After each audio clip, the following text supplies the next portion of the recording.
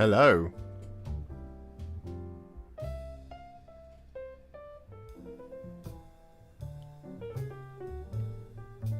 Good evening.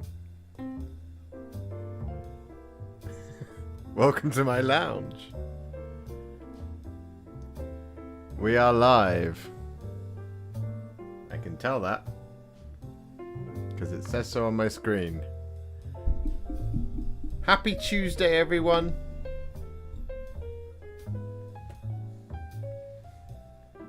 Hello. It is the final day of November. The Christmas period is coming. Good evening, Mr. Noob. We are nearly there.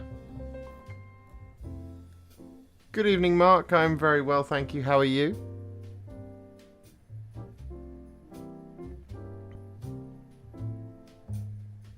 Good evening, Ross.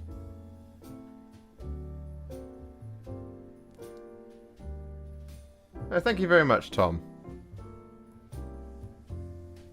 Hello, Russ. How are you?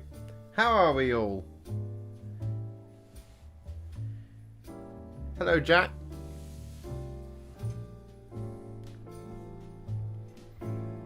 I hope you are all very well. Howdy, Mikey. It's a hobby stream. Yes, we are hobbying. I'm very well, thank you, Jack. Cooking on gas. Cooking with gas? Cooking on gas. I built this today. Who's excited for a video on how to paint Marshall Helbrecht? Hi, Christian. I built Helbrecht and primed him. I built Grimaldus and primed him. These videos will be coming this week. Finally getting over the non-COVID horrid cough / cold / misery. Awesome. I'm glad to hear that, Tom. So we've got Black Templars in all their wickedness.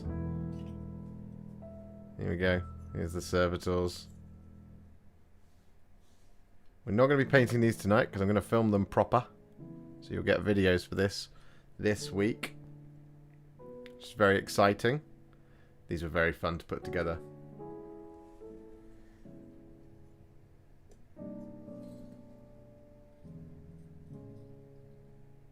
This is very cool.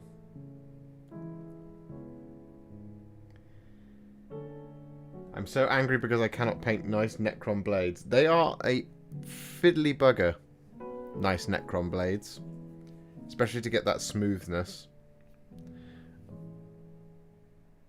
They are always very annoying.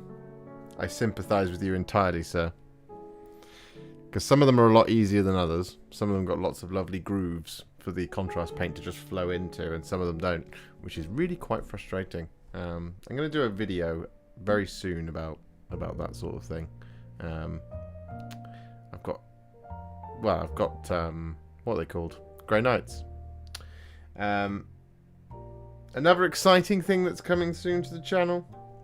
We have some of these.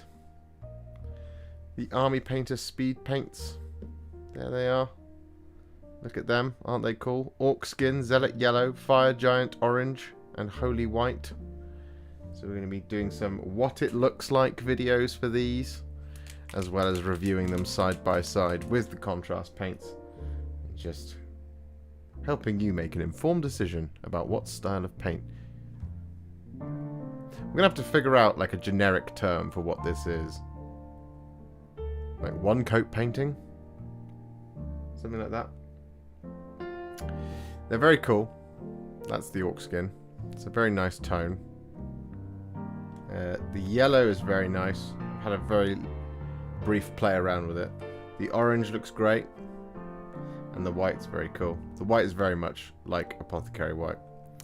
I had a little mess around with the yellow before I went to Fun and Fluff this weekend. A very little mess around with it. And there it is. That's That's how the yellow came out over Gracia on this test marine that I've got here.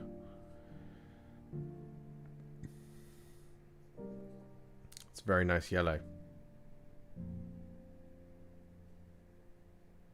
But yes, we'll be doing proper videos on those soon.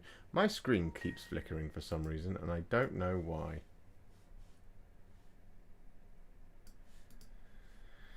Why does this keep happening?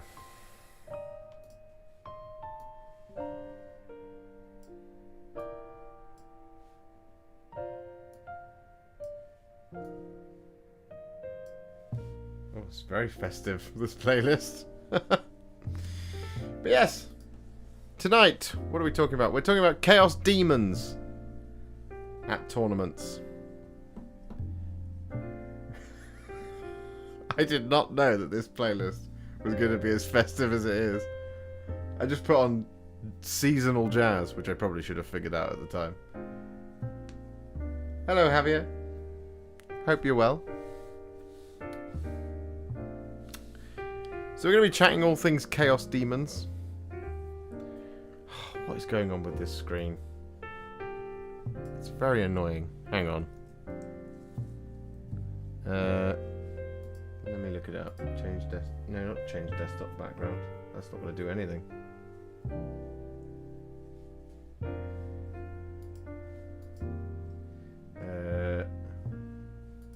I want my settings. It just keeps flickering on and off.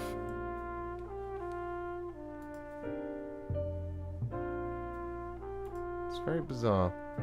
Displays. There we go.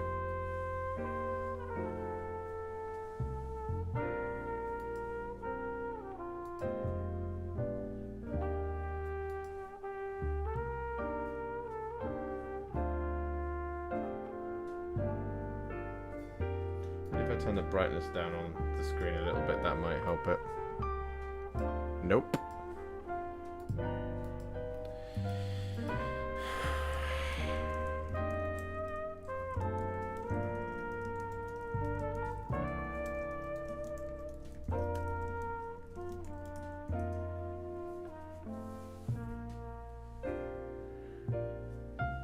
Reset the pram.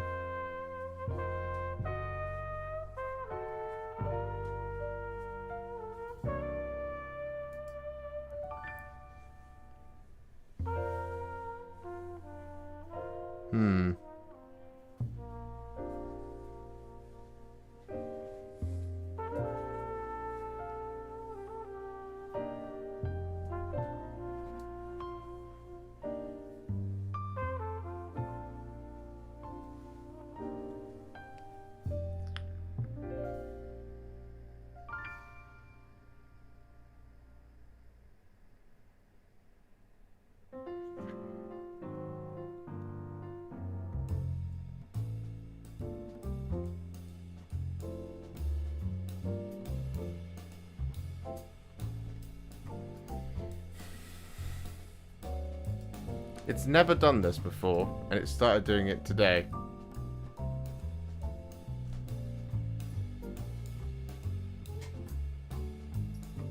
It's very bizarre. Very annoying.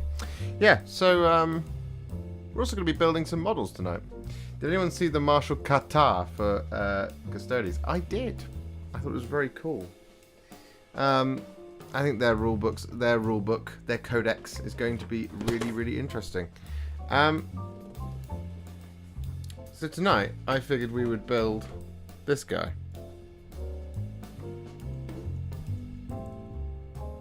You can't see. This guy. Magnus the Red.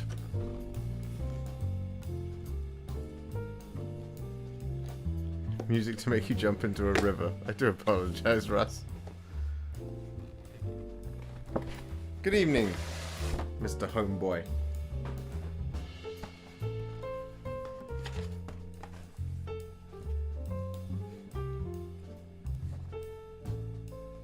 Let's have a look at these instructions now. Oh my god. Ah, Mr. Hipster of War. The War of Hipsters, the Hipsters of War. Hello, Mr. Boob. So lovely to finally meet you in person the other day. It was such a shame we didn't get to spend more time together. Though I hope your partner is feeling better.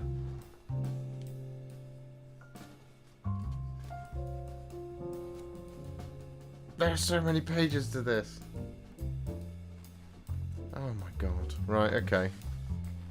Well, it's no great unclean one. That model went together in, like, no time at all. So I hope you don't mind me building Magnus the Red.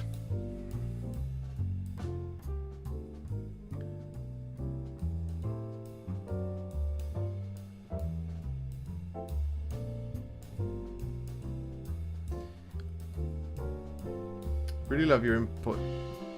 Really love your Lord Imperitance Celestial Vindicator paint job. If you were to do him with a helmet, what would you do? The top part blue and the beard part gold. I think you left a comment, didn't you, yesterday, buddy? Let me look at the Lord Imperatant. Imperatant.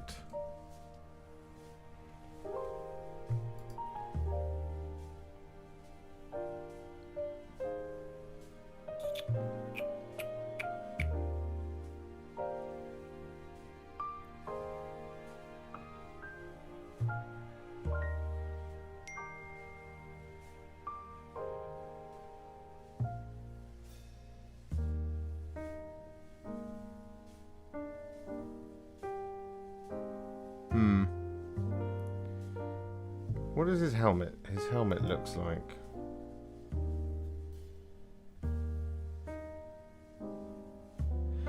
I mean, I'd probably do the face mask gold, but the back of the helm in the same color as the Celestial Vindicators. That's probably what I would do.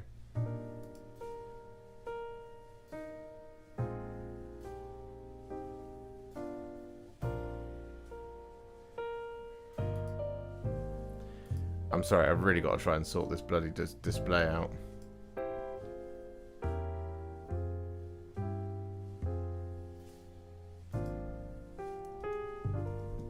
It's really, really annoying.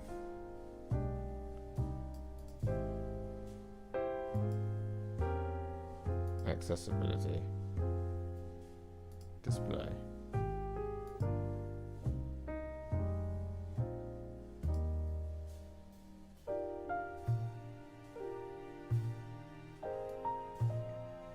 Oof.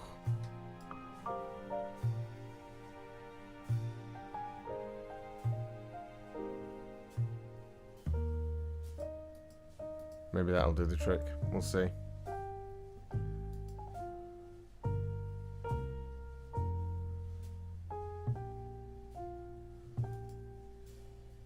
Maybe that'll work. Hello, Harry. Bloody spouses. Clearly it was Big Papa Nurgle stopping me from attending because Chaos didn't want me from smashing the competition. That has done absolutely nothing to... If there are any iMac experts out there, do let me know.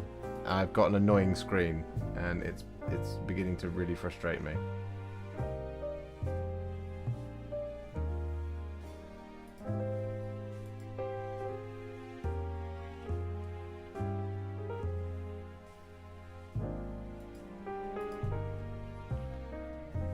Maybe I'm just gonna restart it.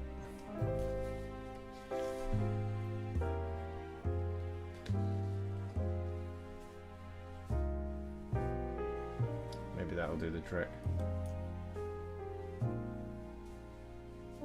I don't want to get up and start messing around with a cable, you see. Because then it'll just be my stomach on the stream.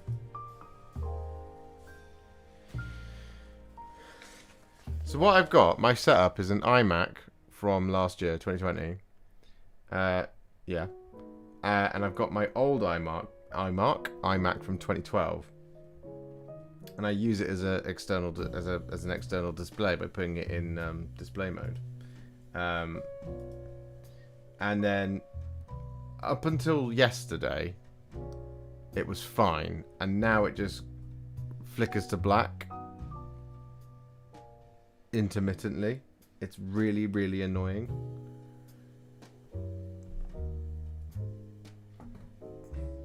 Right, so put it back into target mode.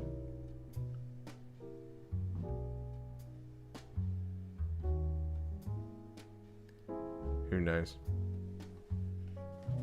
Anyway. So.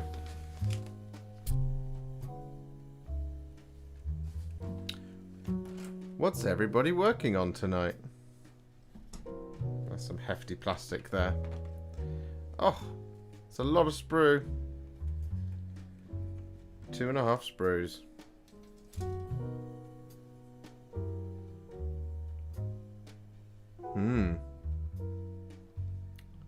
It's hefty.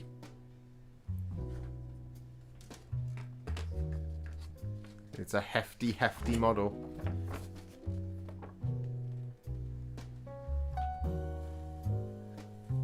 Freehand on the Ravager. Christian's working on his Necron blades.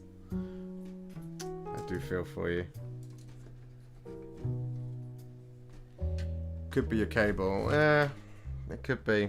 Cable just suddenly decided to stop working. I might just have to buy another cable to just to test it.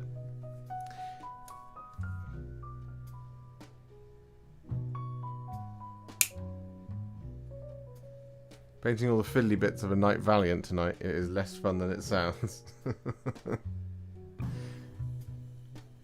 See, I did mine as a Castellan because I was a filthy meta chaser at the time. I'm building a Redemptor Dreddy tonight. Awkward bugger to build. They are a bit. Just starting on the highlights for my Crimson Fist Intercessor. Very nice. Learning how to properly clean up models. Very cool. Well, if you have any questions, let me know, and I shall answer them as best I can. I'll be listening to your dulcet drone while getting the Guild Wars 2 dailies. Oh, very nice.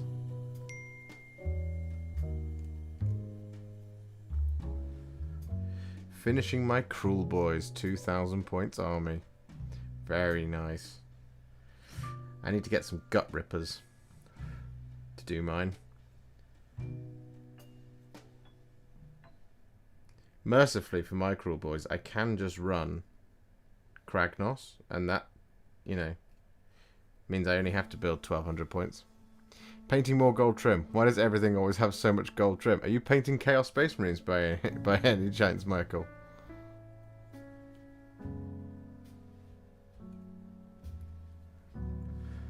They're the worst for it. For gold trim.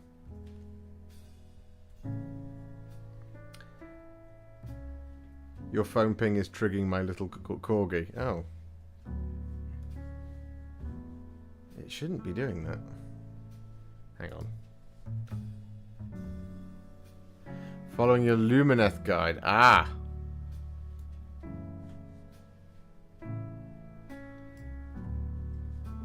Yes, the Lumineth are even worse for it. For trim. There's so much trim on the Lumineth. And unfortunately, there's no easy way of doing it. It's just one of those things. It's all very narrow trim as well.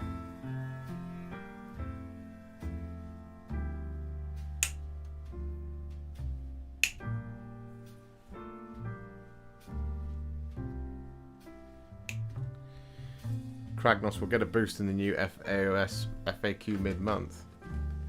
Do we think? Does Kragnos need a boost?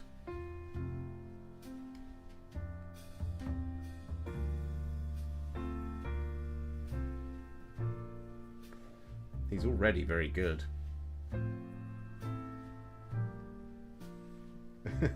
I put on a playlist called Seasonal Jazz. Now I might change it in just a second, Alex. Because it's almost it's too festive for me at this point. Because I thought seasonal jazz would just be like wintry jazz.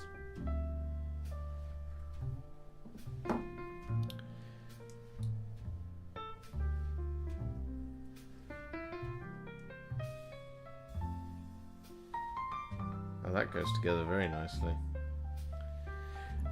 Let's have a look.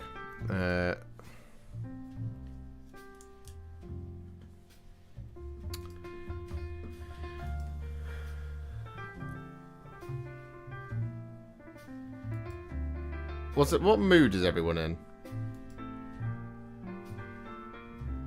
I'm in the mood for chill.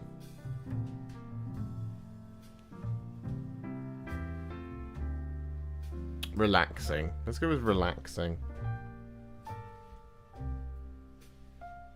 And let's see what it gives us.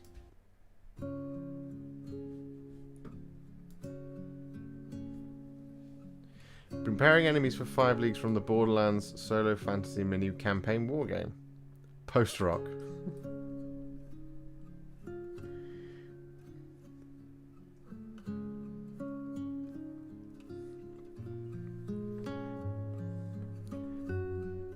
I mean, as of midnight tonight... Midnight tonight? It's the 30th, right? It is the 30th of November.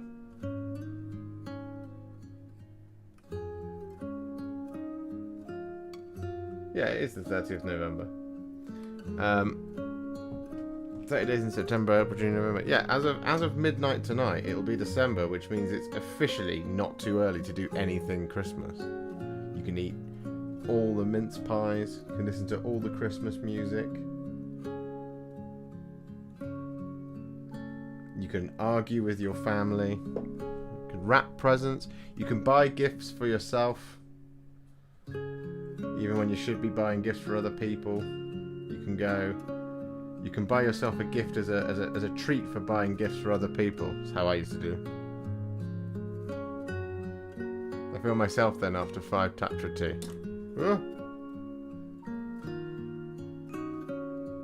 There we go. Part 1. His tummy. Hello, Daz. Right, we need component number 9. Where is that? Oh, it's right there. It's right there in front of me.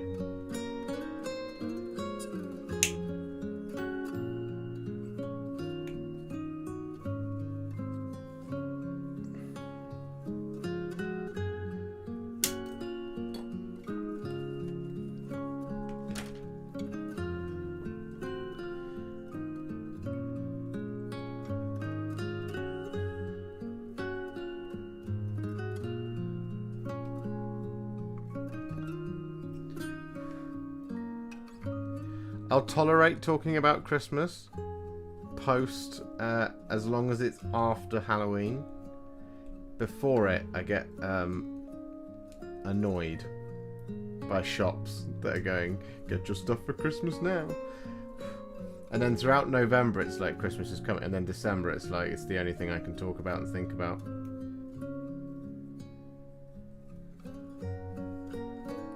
Because who doesn't love a little bit of Christmas?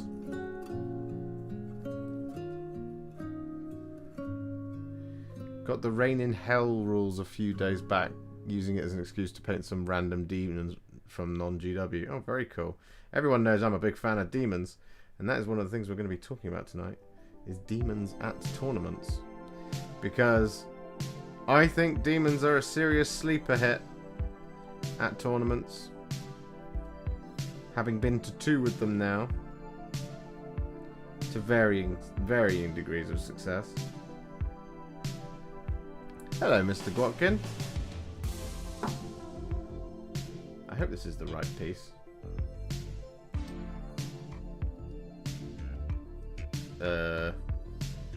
What?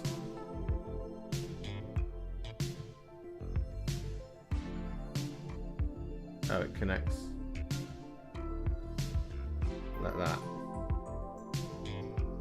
Oh, that's a lovely seam.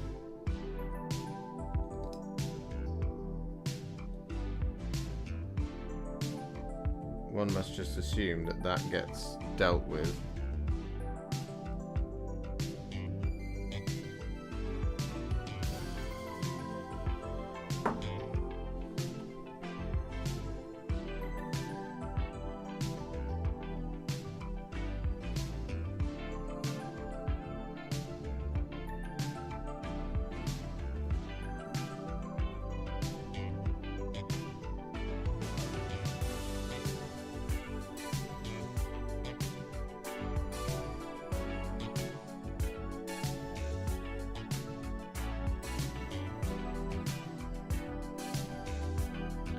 was great to see you and the rest of Team Warhipster on the weekend, and great results from everyone again. I completely agree. So, I have been at the Fun and Fluff this weekend. The Fun and Fluff. I was at Fun and Fluff this weekend in London with my Chaos Daemons. Chaos Daemons are very powerful. This I am convinced of. I really enjoy running them. They're very simple. Nice and easy. You really only have about 3 stratagems that you have to use with them. And they can lay on the hurt. And they give a lot of really great benefits to Be'lakor. And Be'lakor needs benefits, of course. I'm kidding. Be'lakor doesn't need any benefits. Be'lakor's very strong on his own.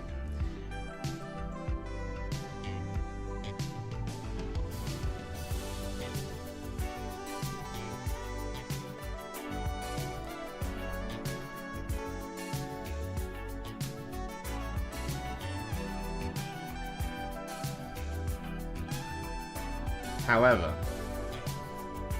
I think the true power of the Demon's Codex is to mix and match. I'm convinced of this now.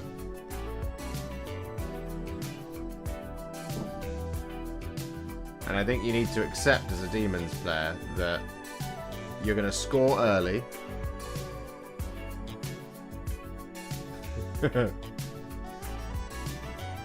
You're going to score your points early, and then it's going to be very hard to last for the rest of the game. Slanesh Fiends with benefits. I have 9 Slanesh Fiends with benefits. It's exhausting. Come on, glue.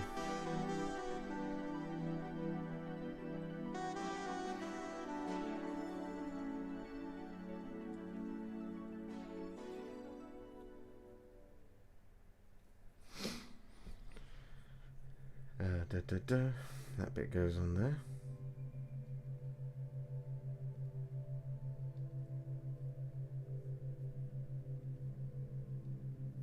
Like that. Giving us this.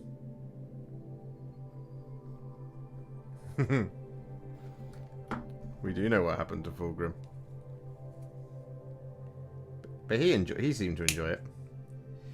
So yeah, I'm convinced, right, that Slanesh Demons on their own are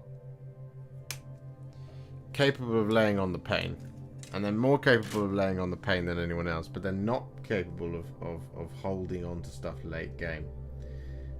They're great for sneaking out and grabbing things, because they've got that speed. And the Slanesh Fiends are very, very good. That was the main thing I took away from Fun and Fluff. Running them as a big blockers 9 wasn't a good idea, because they just became such a huge, massive target, and they were very, very, very easy to deal with at that point, because you can't really hide 9 great big cavalry oval bases on on any of those tables. It wasn't really possible. Maybe it would have been at Goonhammer. Sounds like a bit. They sound like a little bit of glass cannon. They are a little bit. Hi from Russia. Thanks for your Celestial Vindicator guides. Thank you so much. The keyboard mash. You're very welcome for my Celestial Vindicators guides. And for those of you who are excited for more Stormcast videos, don't worry, you won't have to wait too long, because Krondys and Karazai, those 2 models, are making their way over to me this week, hopefully. So you'll be able to see 2 massive dragon videos. And I'm painting them both, yes. Not just one, or t'other. Both. Both Krondys and Karazai. And this is going to give me so much flexibility for my Stormcast collection, because they cost 600 points each. So if I want to get a Hammers of Sigmar army together, I can just put Krondys in, or Karazai in, and I only have to build 1,400 points. of dragons.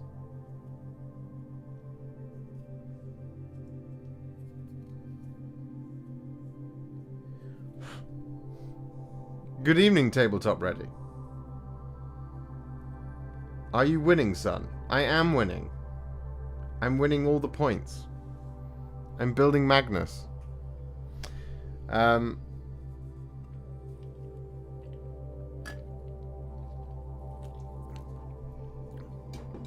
Did you see Pete the Wargamer's orc looted dragon vid? It looked awesome. I saw his model. I haven't seen his video yet, but I am going to check it out. Just got an email from Jibba saying that my order that they have already delivered like a month ago is on the way, so hopefully I'll be getting it a second time. Very cool, Jack. Free toys. Who doesn't love that? How can I send you pictures about my Necron blades? You can either email them to me at therealwarhipster@gmail.com, or you can just send them to me as a message on Instagram at www.instagram.com/warhipster.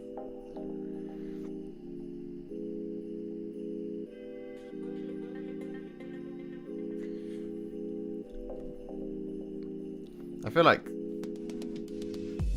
Magnus is shredded, right? I have no idea how big he is because I've very rarely seen him in the wild. I've seen him in cases, but I've very rarely seen him in the wild. So I'm excited to see how big this boy is going to be.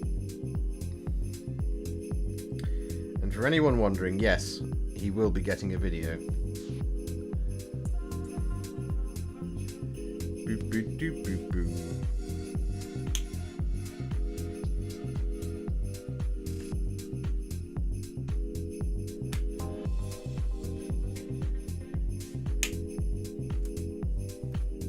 Magnus is about the same size as Be'lakor. Okay.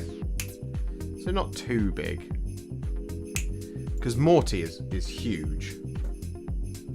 I thought Morty was too big when I did him. It sounds like some classic Gran Turismo music, and I love it. It does sound like... I've just received your picture, Christian. Thank you. I will look at it after the stream. Everyone knows I'm renowned for my riveting content. Watching me build models and talking nonsense. But I shall check it out. Good evening, Jason. He's not very good, to be honest. Is he not?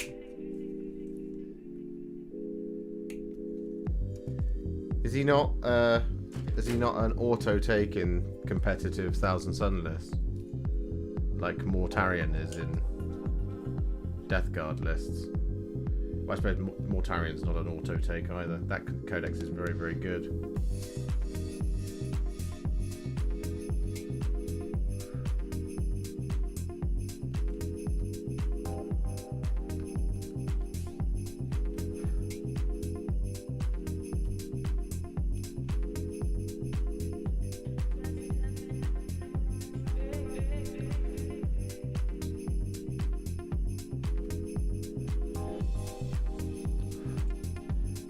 For 450 points, he isn't worthwhile. He'll die every game and he can only cast 3 powers. Can he not be targeted? Does he have the demon keyword? I guess he probably doesn't, does he?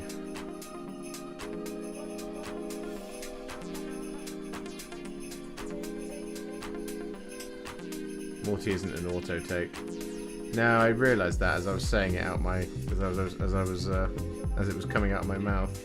That a lot of the Death Guard lists I see don't take him. He is very good though.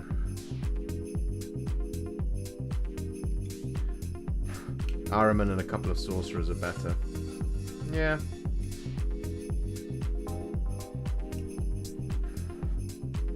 How should I paint the Gryph-hound pount on my Hallowed Knight's Lord Imperatant? That's a very good question. I think you want to go quite dark with it because you've got the really bright silver. You could almost go like a really dark brown, like Sigil brown, being the majority colour. or even black. Just because it will provide a nice like contrast to the silver. Silver is very, of the Hallowed Knights, is very, very bright. And then you've got the blue as well, which kind of makes it very cold. You could go for a really dark brown. Hello, Philip. Just dropping by, hoping to try out that camo trick you used on the Tanith first and only. Well, good luck. What are you using it on? Are you painting Gaunt's ghosts?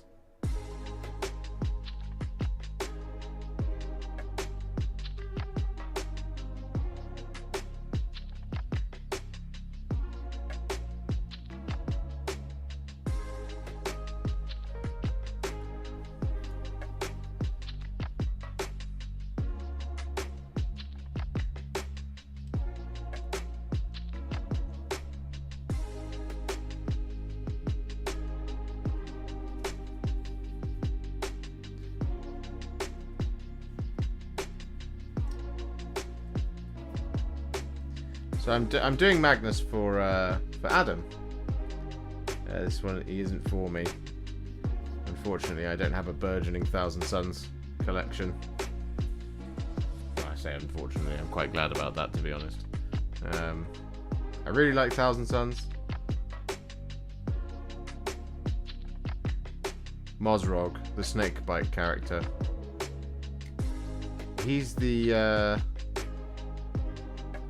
beast boss, right?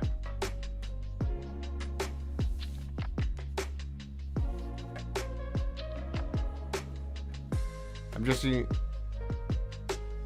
using it to paint some 80s action heroes from Hardcore Miniatures. Currently need to get some camo on Chuck Norris, not that he needs to hide, he's so considerate.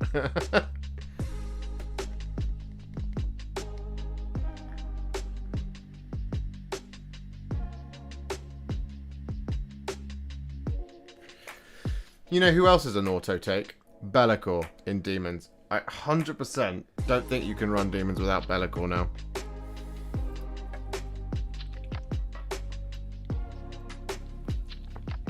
And I think what's even more important for Be'lakor is to have stuff that can keep up with him.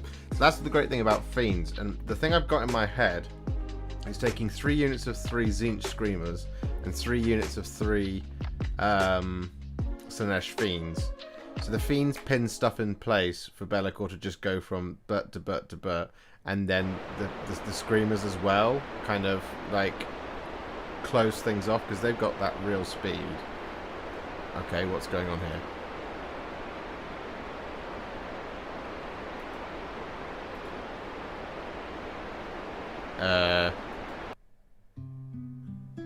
Weird.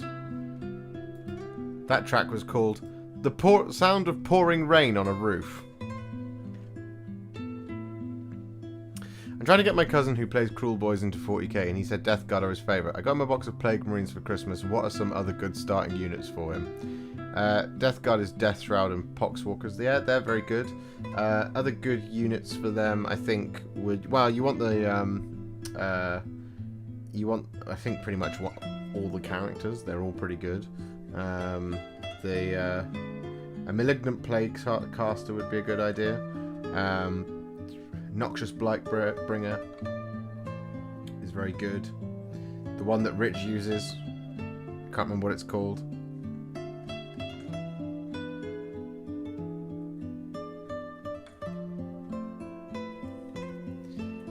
I mean, Be'lakor is just so damn good.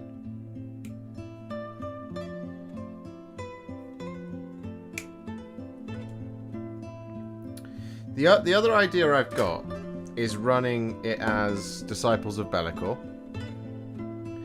and basically taking a big block of 9 Fiends and using Shrouded Step to yeet them up the field. That's part 1. So they appear 9 inches away. Foul Blightspawn, that's the one.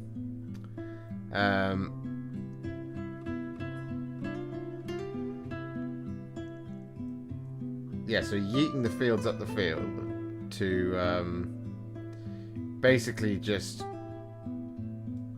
get a first turn charge, and pin your opponent's front line in place. Just pin their screening. Because they won't be able to fall back and shoot the fiends. And that can really limit their movement. So then what you can then do is use things like plague drones and demonettes and stuff like that to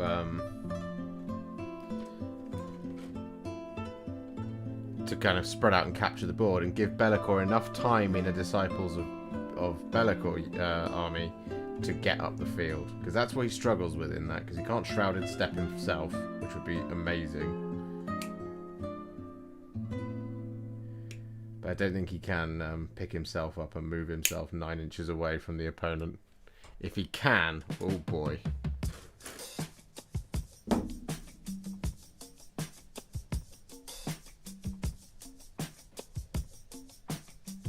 I'm pretty certain this was 46, yeah.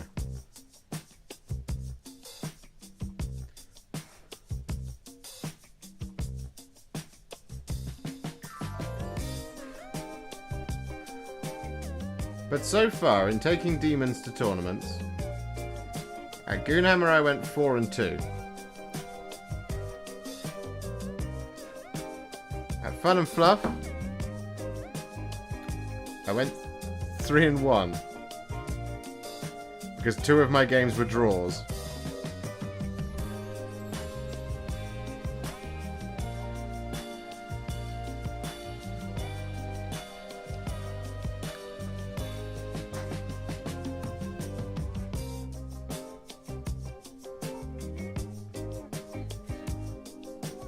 I've had Mozrog do 35 wounds on a Titan, and that's average. That's very cool.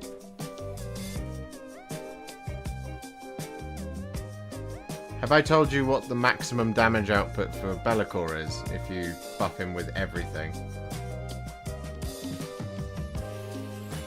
Do draws happen very often? No. And I got 2 in one tournament.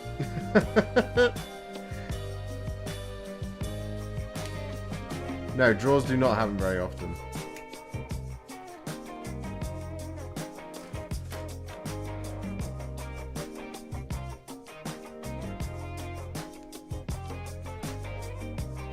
One was against Adam.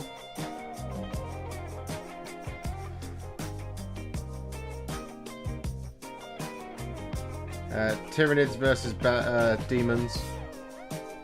Classic matchup. Where we both took ridiculous secondaries. We both took Psychic Interrogation. Because we thought that would be fluffy.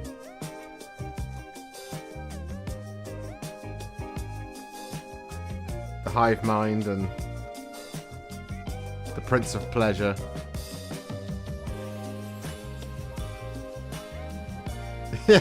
Yeah. The draw with Adam was Team Warhipster drawing with itself because we can't fight. We can't beat each other. That's how infighting starts.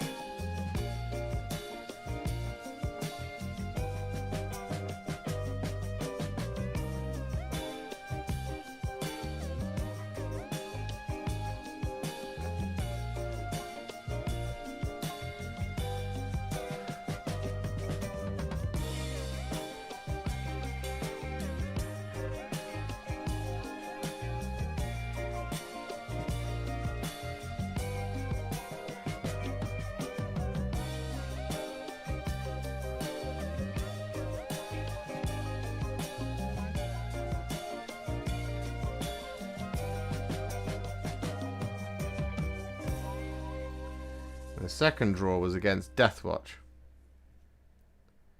And it was a very, very cagey game. Because I didn't really want to charge my kind of chaff units in to get Overwatched to death by the endless frag cannons.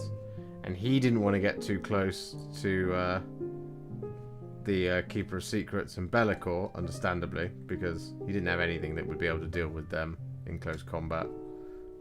He didn't really have the gun to deal with them either. They're just too powerful. So I may have a trip to Chelmsford planned sometime after Easter. Could arrange a game with you while I'm there. Chelmsford or Cheltenham? Because I'm in Cheltenham.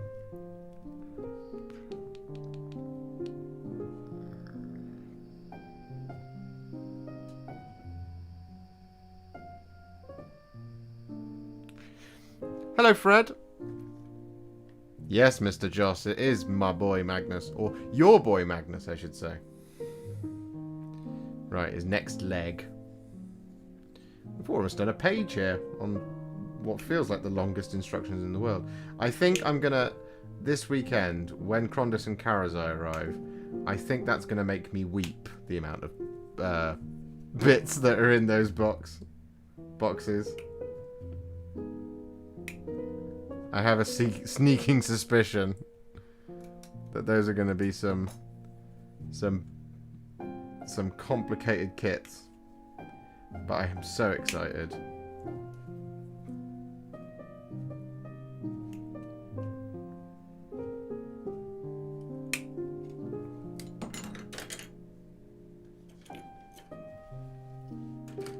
I thought you were in Chelmsford. No, unfortunately not. Otherwise, I would absolutely say, yes, please do come and have a game. Yellow, the most rubbish of all paints. Discuss, specifically Uriel Yellow. Uriel Yellow isn't great. The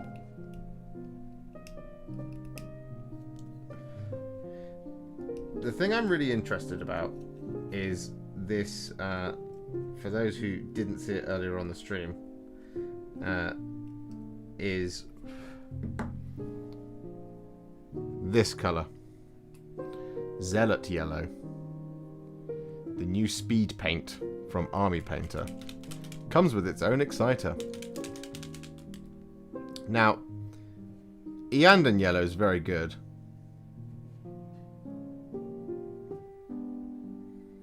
And Nazdrag Yellow are very good, but I think this is really cool. And to just show you what I mean, here was my test of the yellow on the Aquila. It's very nice over Grey Seer. So yeah. I just need to get my white paint sorted out. My Corax white. Because that's what they recommend, is that you do it over a matte white. Avalanche Sunset is pretty nice for an airbrush. Heavily thinned. Good evening, Marty.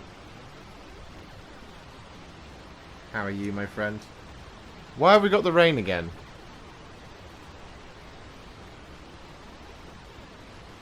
Stop it.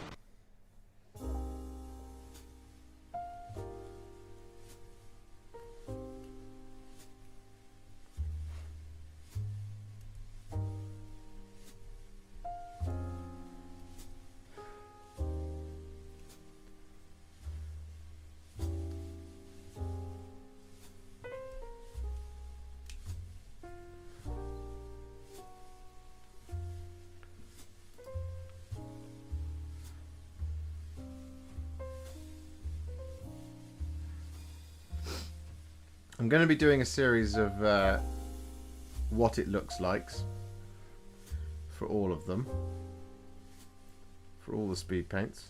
Hopefully. If I get sent all of them. The Army Painter was very kind to send me those. So I'll be doing that this week as well.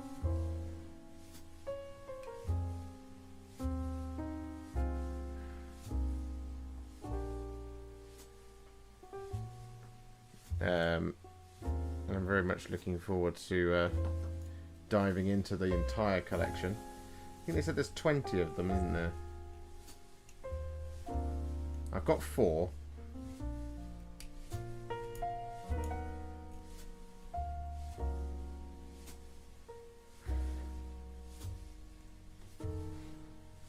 But yes, I'll be doing what it looks like. And I'll do what it looks like over white, and then I'll do what it looks like over metallics as well.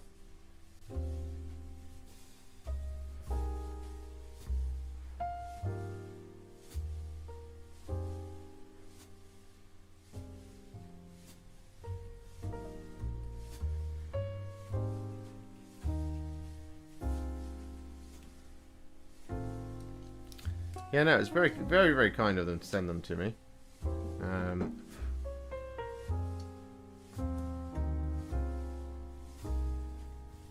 To do a little cheeky review.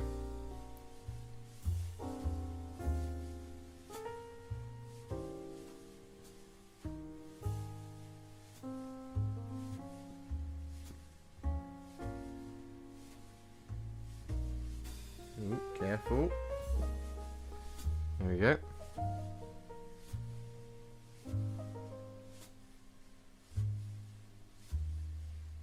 Ah, there we go. Just turn off the heating.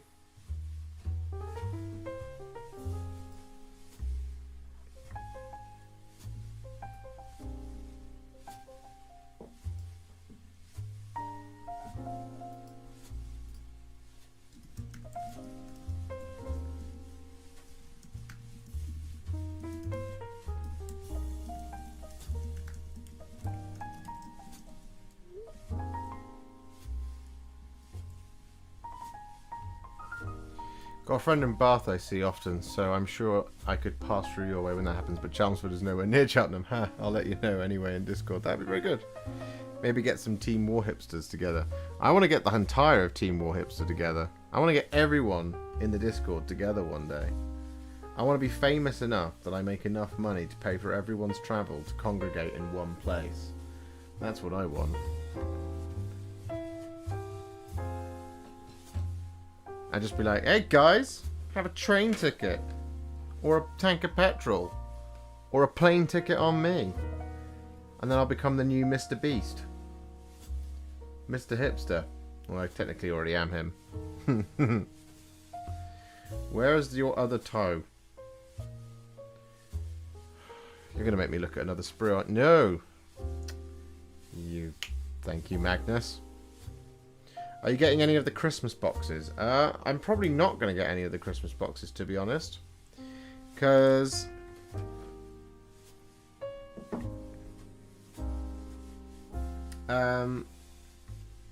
they're all for armies that I don't really want to have a bunch of plastic sat there doing nothing. Like all the stuff that comes in that Space Marine box, I've got it already. Necrons I'm not really enthused by.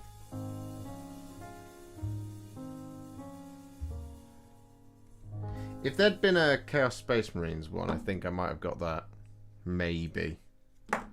But no, the thing I really want this Christmas is Stormdrake Guard, and lots of them. I want 6 boxes.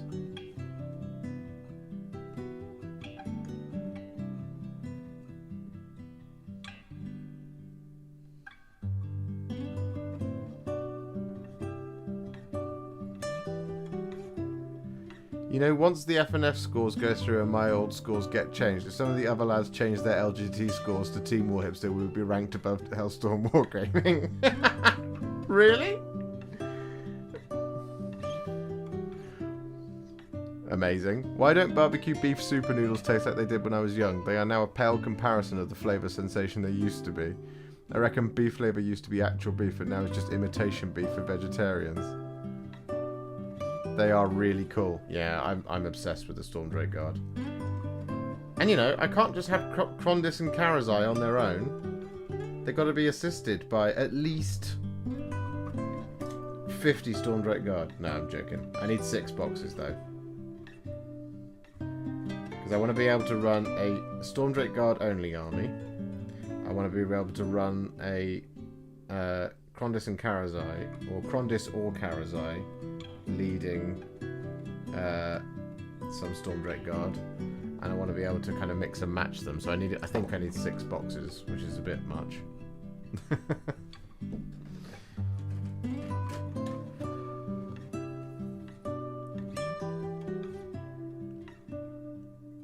It's quite a few boxes of dragons.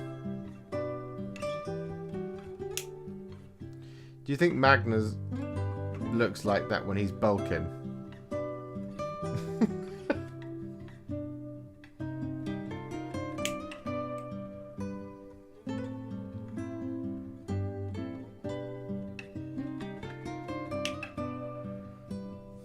I'll sorry, Rich. I'll tell Rich and Adam that if they change their scores from LGT, we'll go above Elstorm Wargaming. That's ridiculous. God, you can tell we're high performing.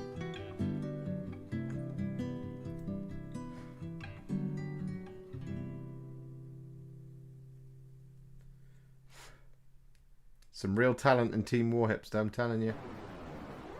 Oh my god.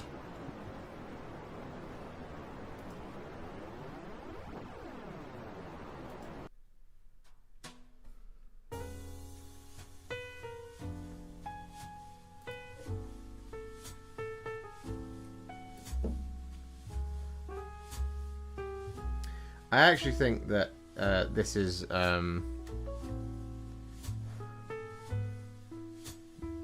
Magnus kind of in a cut. I think he's cutting in this. Hence why everything's so like tight.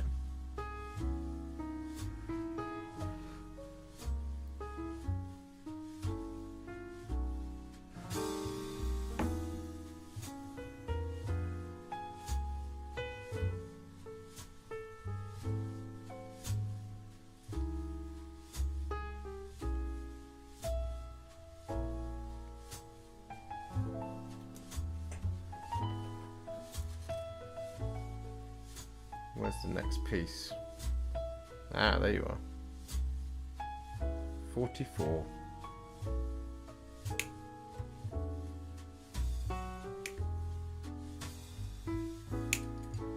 Oop. Get back here. He dehydrates before every battle. Yeah.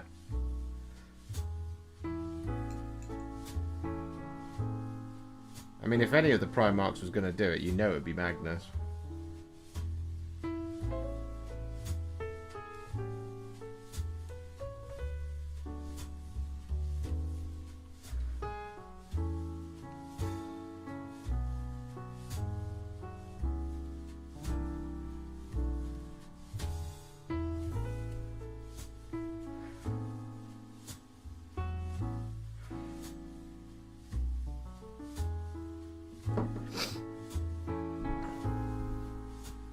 Where's his bit gone? Ah, there he is. Good evening, Philip.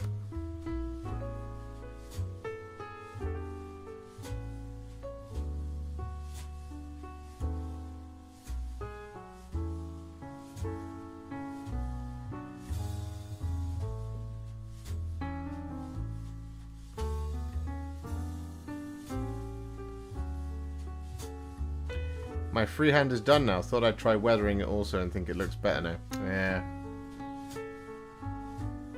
Nothing beats a bit of weathering on some freehand. Makes it look even better.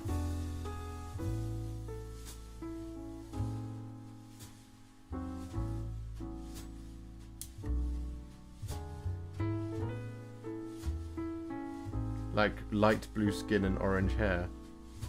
I've not seen that, no.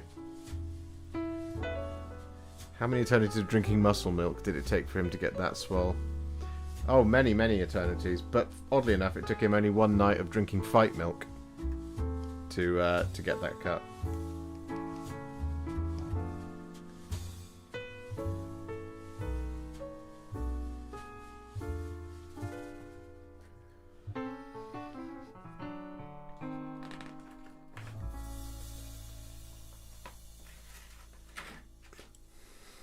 I suspect poultry is the only thing available in Tzeentch, weirdly.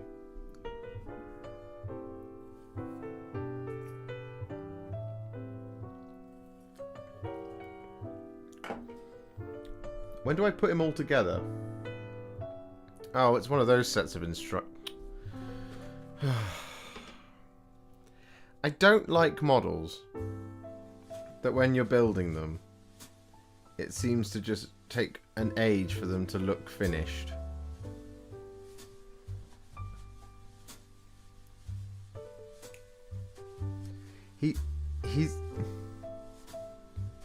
He's definitely been... I don't think he has been skipping leg day.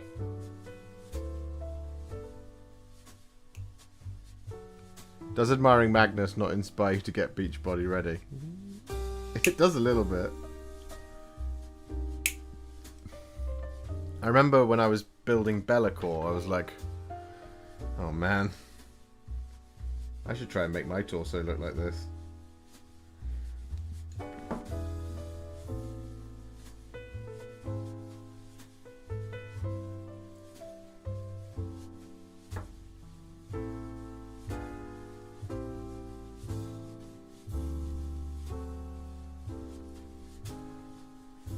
I'd like one of them to just have like a little pot belly.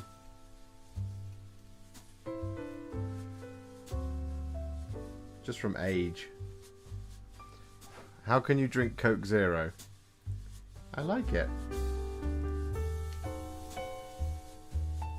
It's my favourite of the Cokes.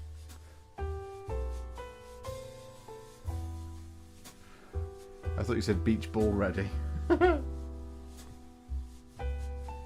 Why have a six-pack when you can have a keg? Well, yeah. I feel like that should be... I feel like if Russ ever comes back, he should just look like a barrel of a man. What's his back muscles like? They're not great, to be honest. Though he does have wings coming out of them.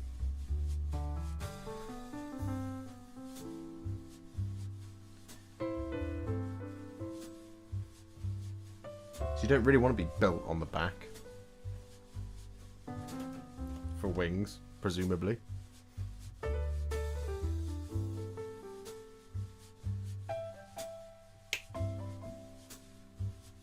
Do do do do do.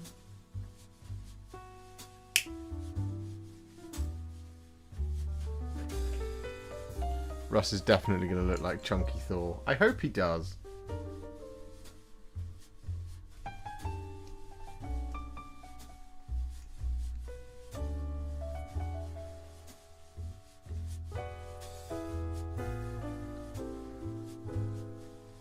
Chest day is every day. The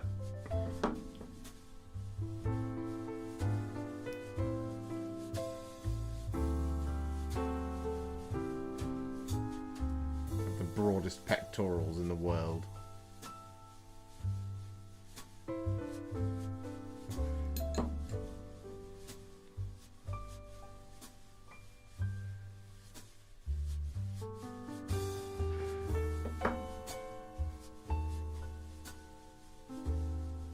I want the Khan or Dawn before Russ.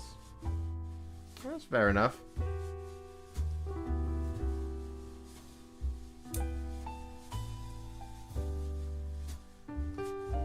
I just want them to release all the Primarchs now. Just have them all. Why not?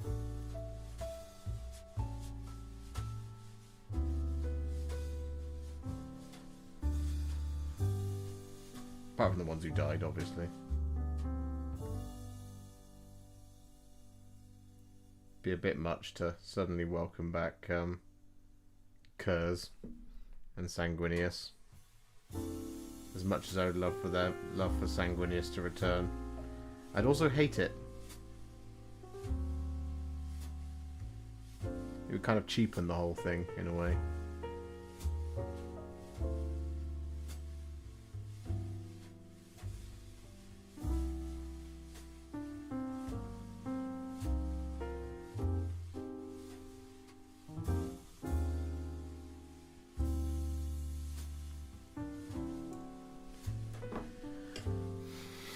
Zombie Kurz.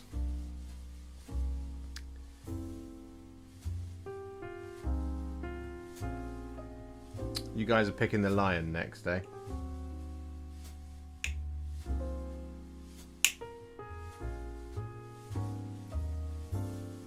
I mean, he is the easiest one.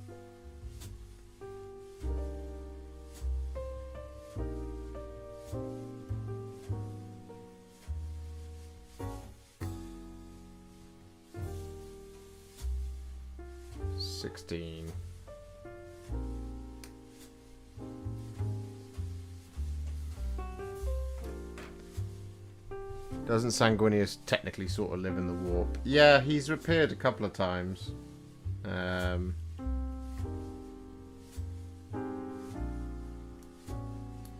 visions and things, and in dream quests. think he was in...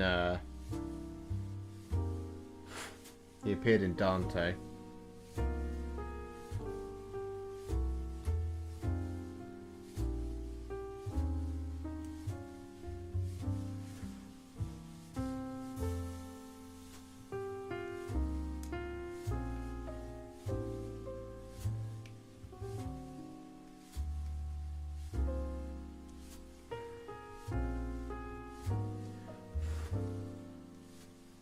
I finally made it to listening to the Siege of Terror, I should say.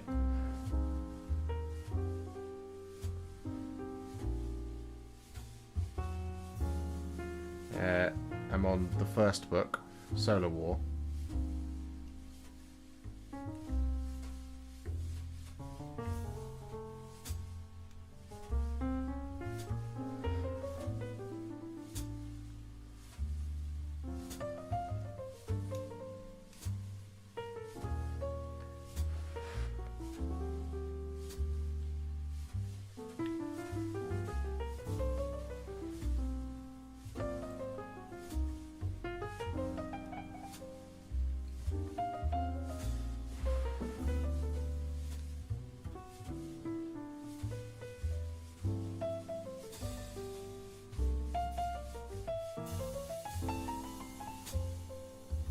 I feel like that is where it should end up, Rich. Before they kill the 40k universe and then reboot it. In its current format, at least.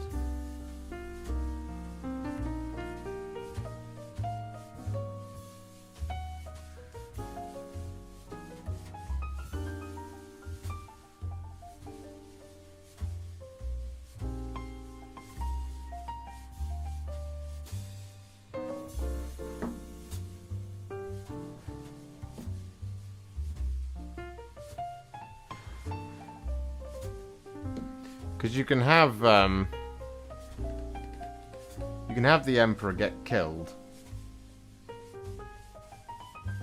and everyone believes that's the end, and like eternal darkness will now unfold, and then you just have him just as everything's about to end, he wakes up again because there's that rumor that he is of course perpetual.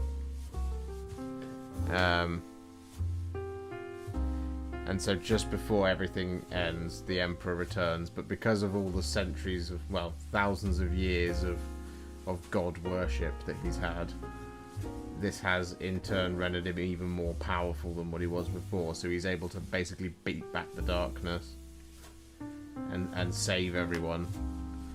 And thus a new status quo is established in the universe with the Emperor now alive. And off to do, stuff.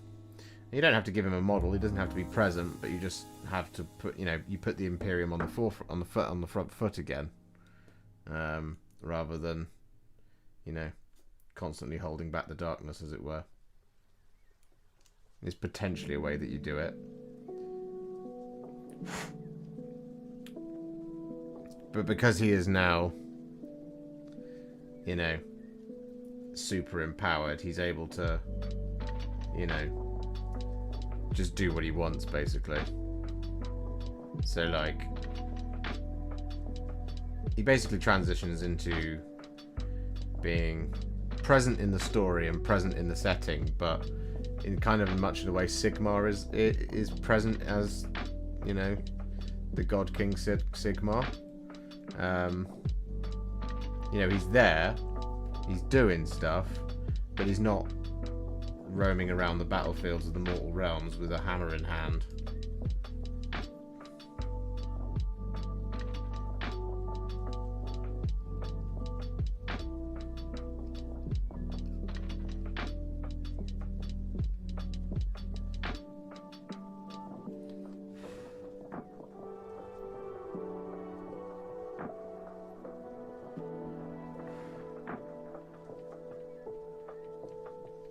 I don't know, maybe.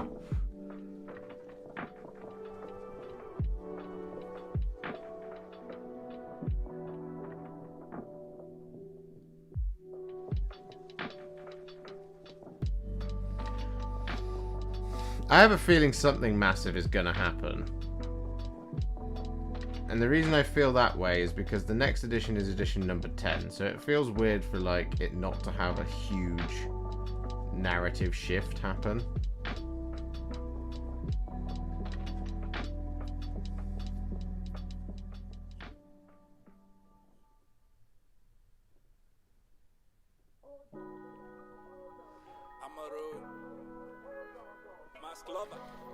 Yeah, that would work, Rich. Yeah, girl, you're looking better than the photos. Need more of your time, so I'm watching you in slow-mo.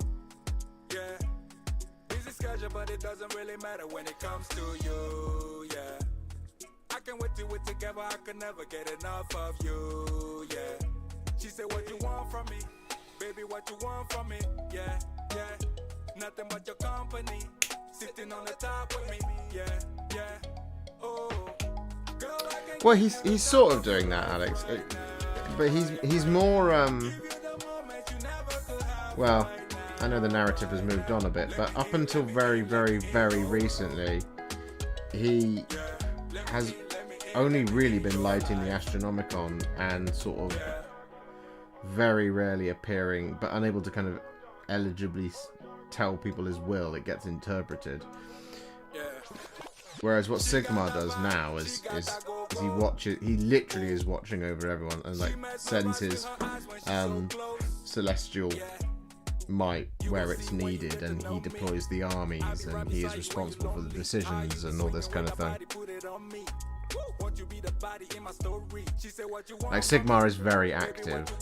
Like he appears in Shaiish in Thingy as a manifestation in a storm, which is very cool. And he has a bit of a paddy with Nagash. They have a bit of a row, which is very cool in Soul Wars.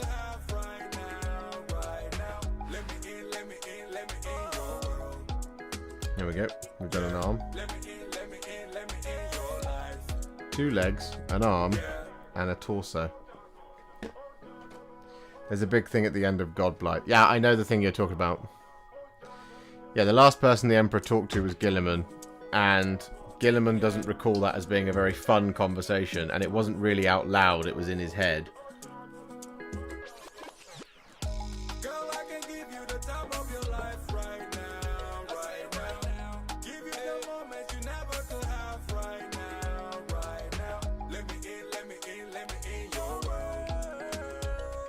Are we now done with this sprue? Yes, we are. For the moment.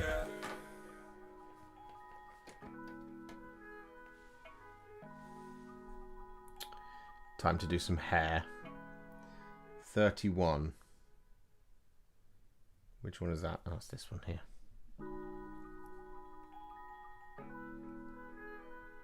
This is just the same song again playlist. Why are you doing this to me?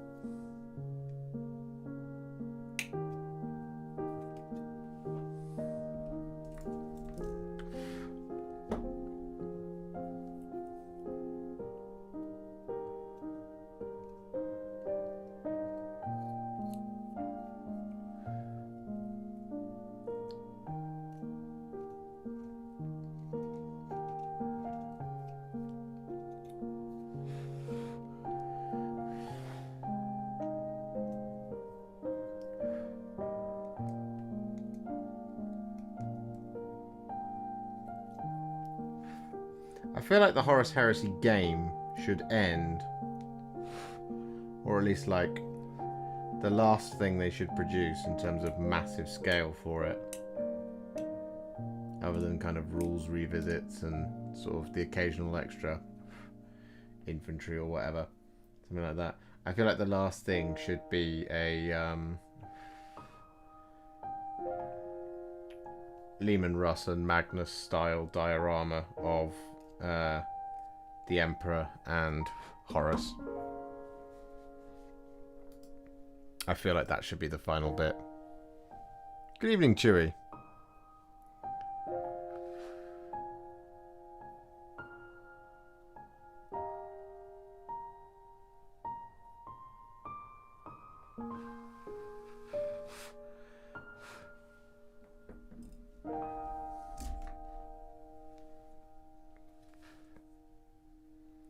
Uh, 30. What? 36, 38. Must be this bit here.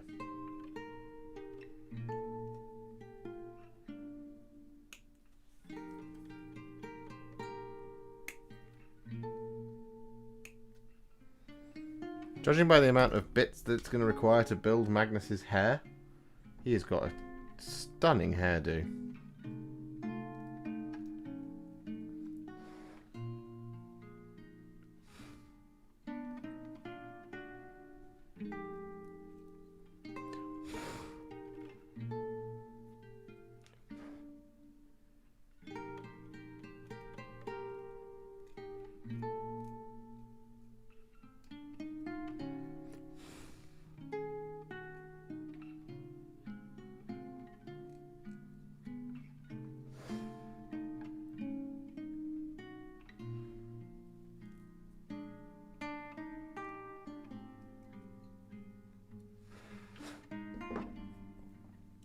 Maybe you just have it so that the Emperor basically decides to open a tear in reality that takes him into the multiverse. And then 40k from then on just becomes a series of 40k what-ifs.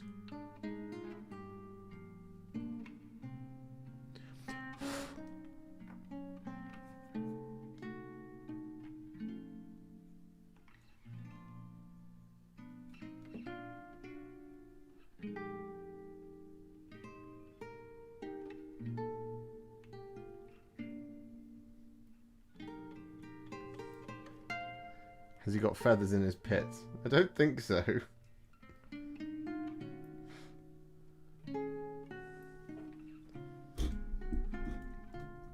Right, now we need bit number 32, which is this bit here.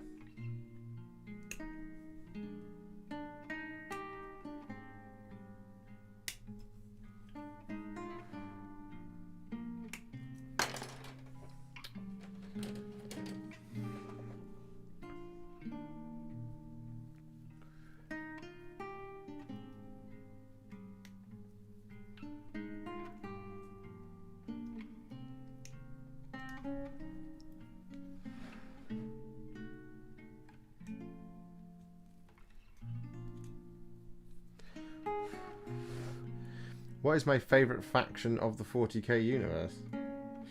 Well, for me, that's Blood Angels.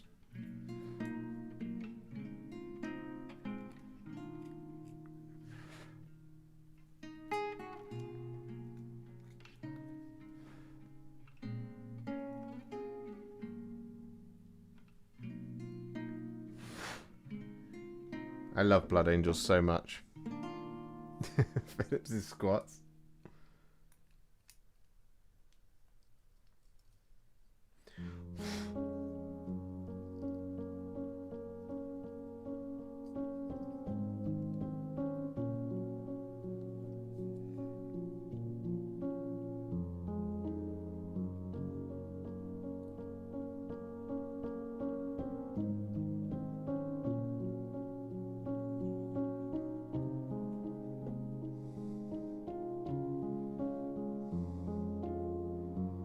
I have seen Angels of Death in Warhammer Plus.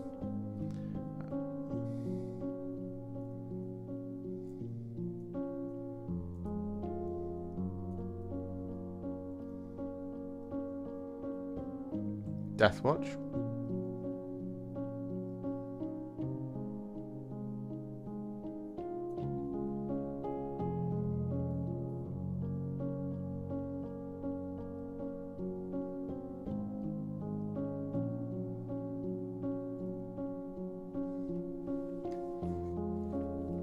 I like Angels of Death. I thought it was good.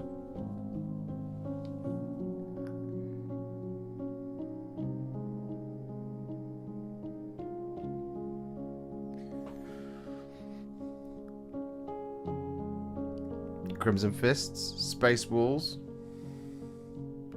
Sisters of Silence could be viable as a standalone army. Yeah.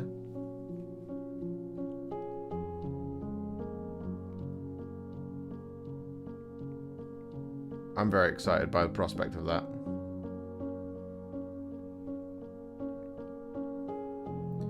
Uh, 33. Yes, it is this bit here.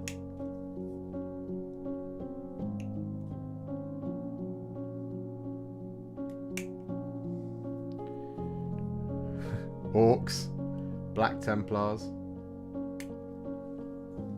Drakari. Isn't the finale tomorrow? Yes, the finale of Angels of Death is tomorrow on Warhammer Plus. So do check it out if you've been following it. If you haven't been following it and you're not subscribed to Warhammer Plus, I would thoroughly recommend doing so to watch Angels of Death.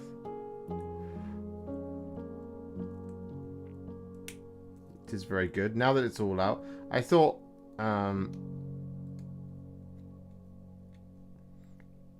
the only criticism I've had of Angels of Death is that I think it's one episode too long.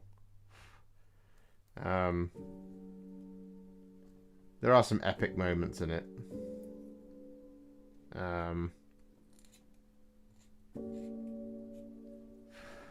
It's voice acted very well. You get to see some really cool stuff that hasn't been visually rendered before. Or at least a depiction of a certain thing that we've never seen before, which is very, very, very cool. Very much a Dark Angel fan. I play AOS and Kill Team, but I think Sisters look pretty cool. They are pretty cool. Sisters have got the most 40k style faction now. I think they perfectly sum up what 40k looks like and feels like as a range at this point. You know, Gothic cathedrals on tank tracks and all that kind of stuff. It's just beautiful and bizarre. Look at that hairdo. Look at it. It's marvelous.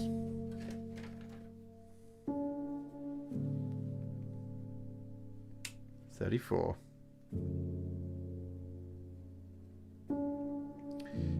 Best anime on One Plus is the Eldar episode of Hammer and Bolter. Yeah, I thought that was very good.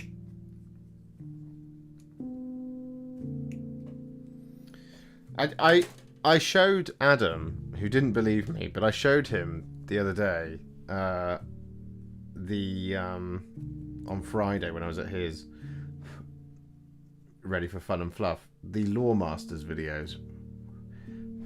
Now, if you haven't watched them, I strongly recommend that you do watch them, because they are very, very good. They are excellent for having on in the background whilst you're hobbying, and you just want to learn a little bit more about certain characters in 40k and Age of Sigmar. They go through the whole thing, the whole story.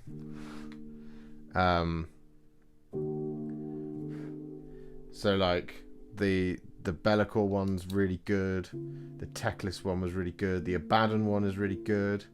They've just done one on Mortarion, I believe, or they're about to do one on Mortarion, which I know will be very, very good. Honestly, I would wholeheartedly check them out, and they're excellent because they're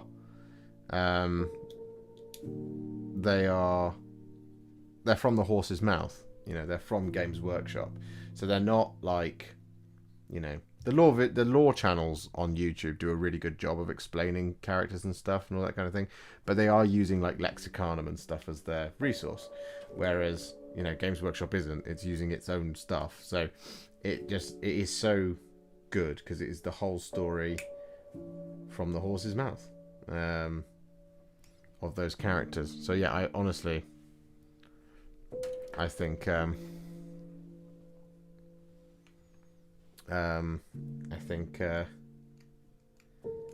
guys should check it out if you're on Warhammer Plus.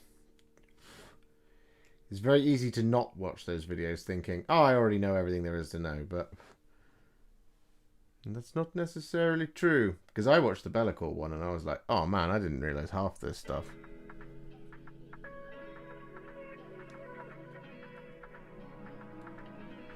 And I've been obviously getting to know Be'lakor quite well. How the hell does this bit go in?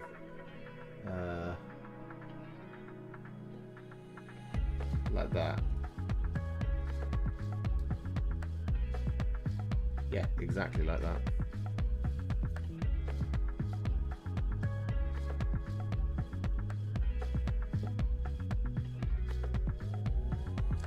Have they done Gaz? Yeah, they have.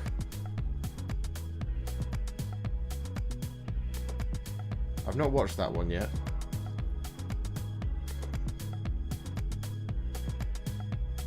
I'm pretty certain they've done Gaz. Yeah, they have. Gaz Kol Mag Uruk Thraka. Look at that hair. I'm so impressed. Horns now. Horns, horns, horns.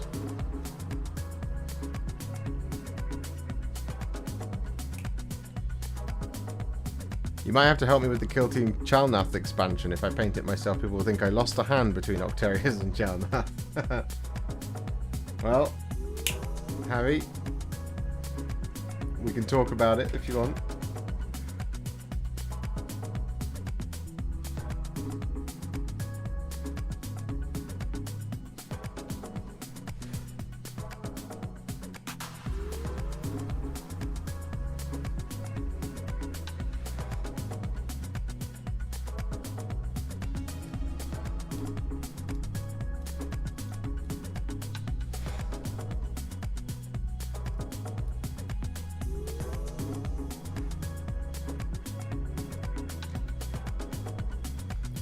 Finally started painting my custom chapter of Space Marines, finding them tricky with my old man eyes. Ah, that's very cool. What colour is your custom chapter of Space Marines? It was funny to watch the Gilliman one because the guy who does them does not like Ultramarines, so to watch him talk about how cool Gilliman is for 30 minutes is great.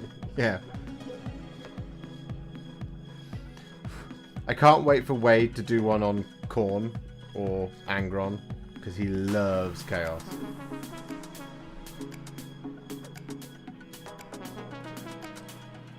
$37, 36. So 37 goes on the left. Right. So this allegedly goes in here. Like that. It feels right. Yeah.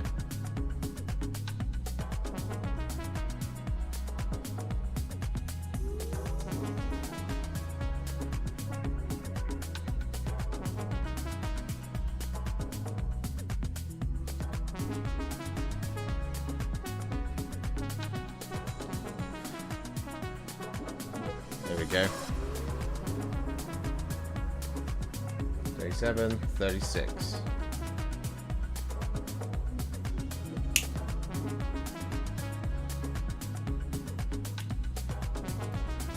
What do you think about the new dragons? Video upcoming. Yes, for both of the new dragons. I haven't ordered any Stormdrake Guard. I'm hoping all my lovely friends are going to go, oh, he wants Stormdrake Guard. I'll get him some Stormdrake Guard for Christmas. But I've got Krondys and Karazai on the way, and there will be a video for both of them. Both the red dragon and the blue dragon. Well, sort of greeny dragon. For sure there will be.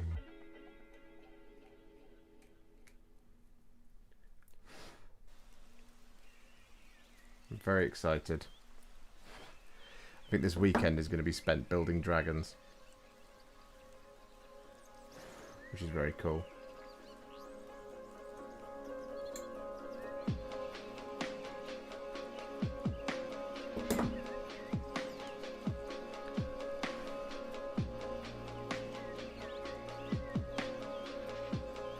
I am very excited.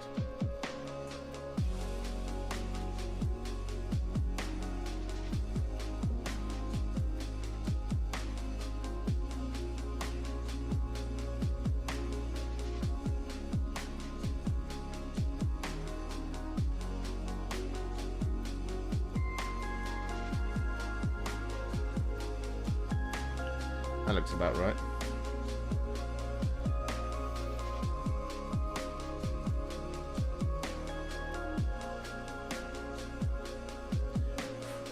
Okay.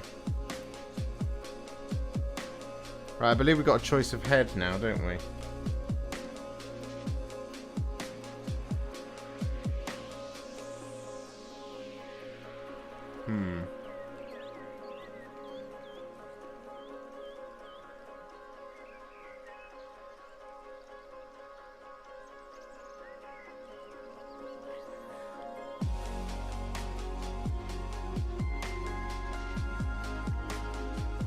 Might go with the box art one.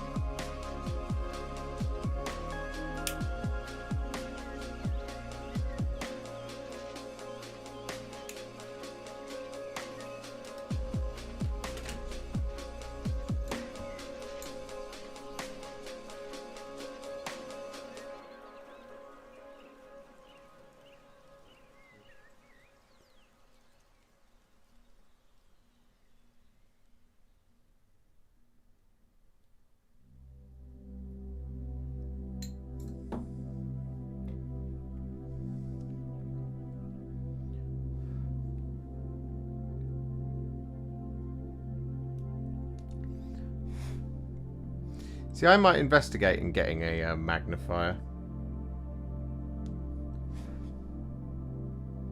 But I've never used one, and I feel like it might be like too much. It might be like, oh my god, how have I gone without all this time? You have a good night too, Fred. Thank you so much for stopping by. Really appreciate it.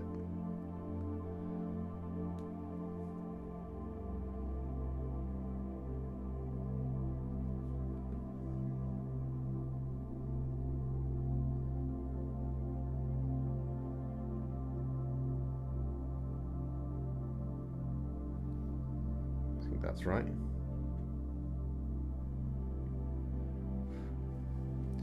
Looks correct to me. And then that just supposedly is supposed to just slot in there. Yes.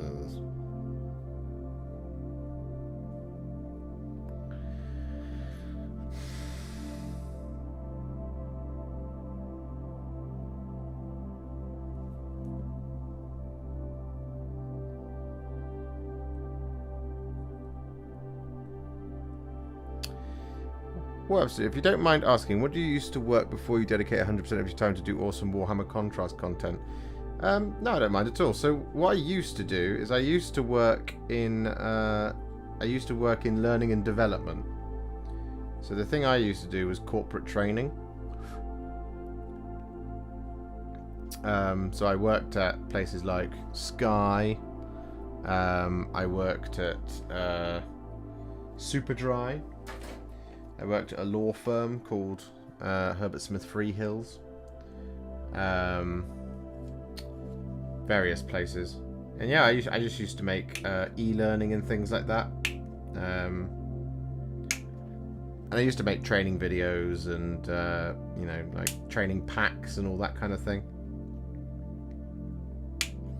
I was the guy that used to have to come into your office and say, right, so we're going to be doing health and safety training, and then everyone would groan. That was me. That was what I did.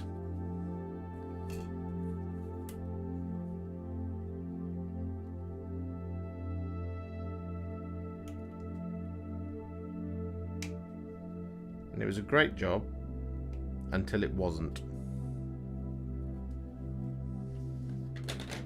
If you see what I mean.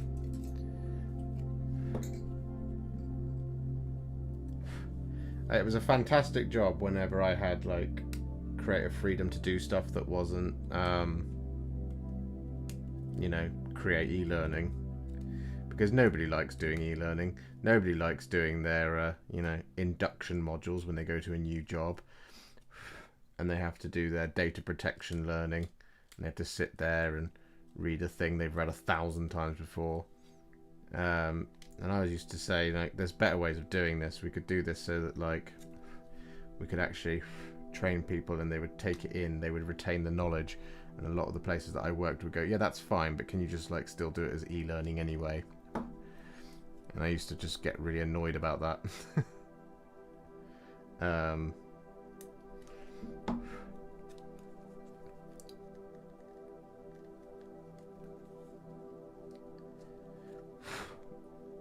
And so eventually I decided that rather than try and find another e-learning job, which I wouldn't enjoy, I would spend all of my savings trying to become a full-time YouTuber and Warhammer painter. And so far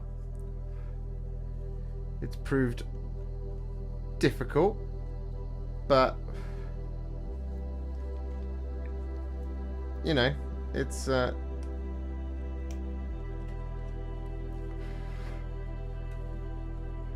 fun. That's the main thing. It means I get to hang out with you guys and do this. And I wouldn't trade it for anything in the world now. That said, if, you know, if things don't pick up, basically, if growth continues to be this slow, I'm gonna run out of my savings in about 3 or 4 months.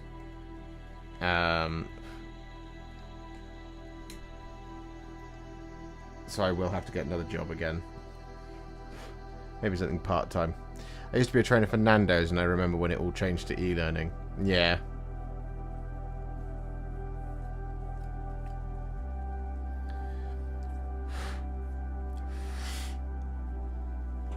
What does Nando's e-learning look like? I can't imagine it looks very good. I also can't imagine it's particularly effective, given as, you know, the average Nando's employee isn't sat at a computer all day. So I imagine you get asked to do it on your own spare time, and then because of that, then nobody does it. They do it on their lunch breaks, and that means that the pass rate is very low, and therefore the quality of that e-learning is very low because nobody really pays attention to it. Is that about right? Tabletop ready?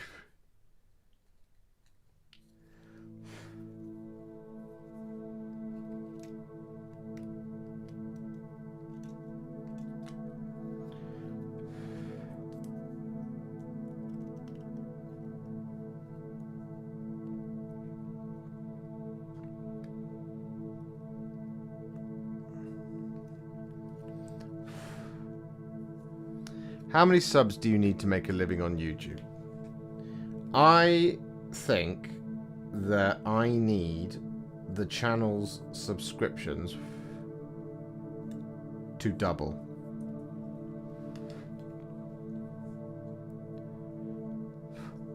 So 25,000.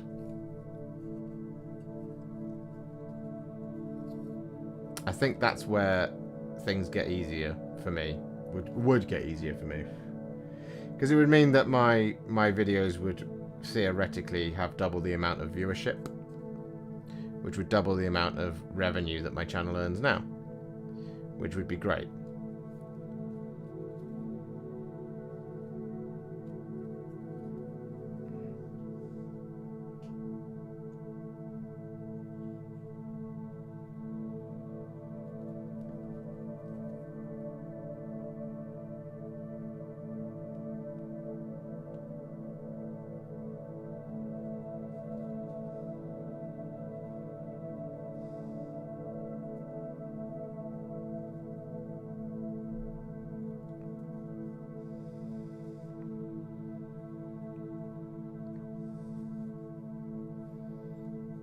E-learning is to a large degree a waste of time. We had to do loads where I worked. All we had to do was hit the fast forward button and guess the answers. Yeah, so that is inherently the problem with inherently the problem with e-learning, is that because it's not particularly engaging or fun to do most of the time, people have figured out now at this point that all you need to do is either just leave it playing in the background and then come back and answer the questions, because the questions are never going to be so hard that you're definitely going to fail.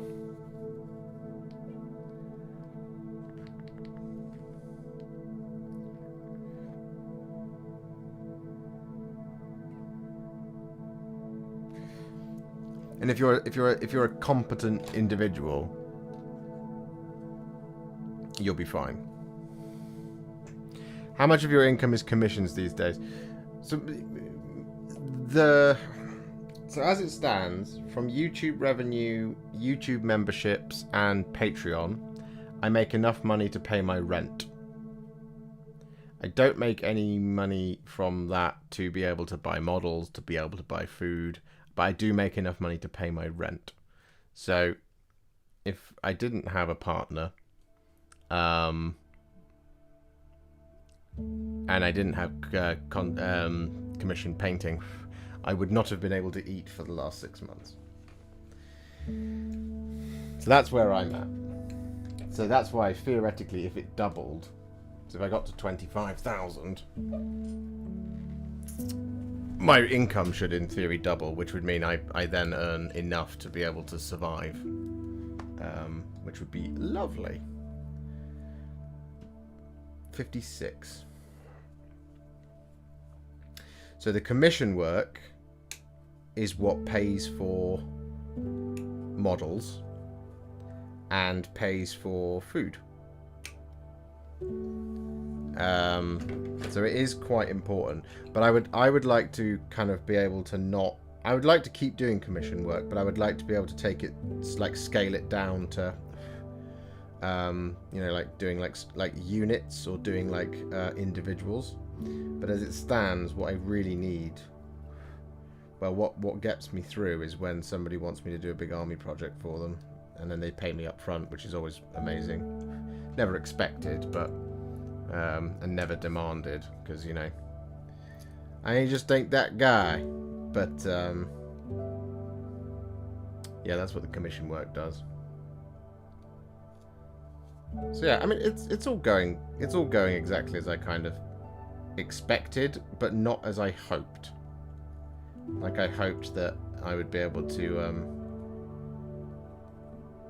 that it would just take off, which it hasn't done yet. But, you know, there is still time. It could happen any day now. You know, we've just crossed 13,000. Need to up the game. Contrast painting in the nude with Josh will increase your numbers or scare the rest off. Oh, look, Lord. I'm not sure. I would have to get a you know, OnlyFans for that, I think.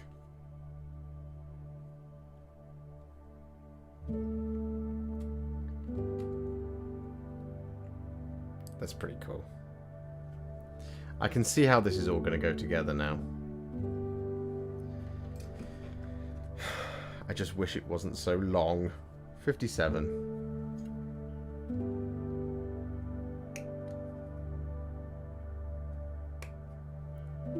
I would love to be at 25k by the end of next year. It's a slog. It is a slog. But then you never know. It might just explode one day. I posted your YouTube channel address on our work Yammer page to try and get more people on board. That's very kind of you. Does membership help? Membership absolutely does help, Mikey. Membership is amazing. It all contributes.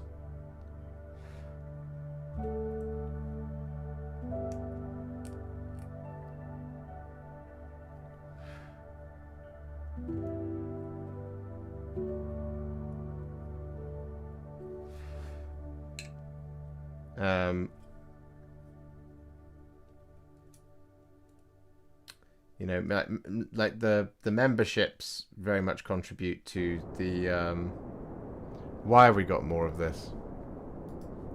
What is this? Oh, no, just loads of it in a row. There we go.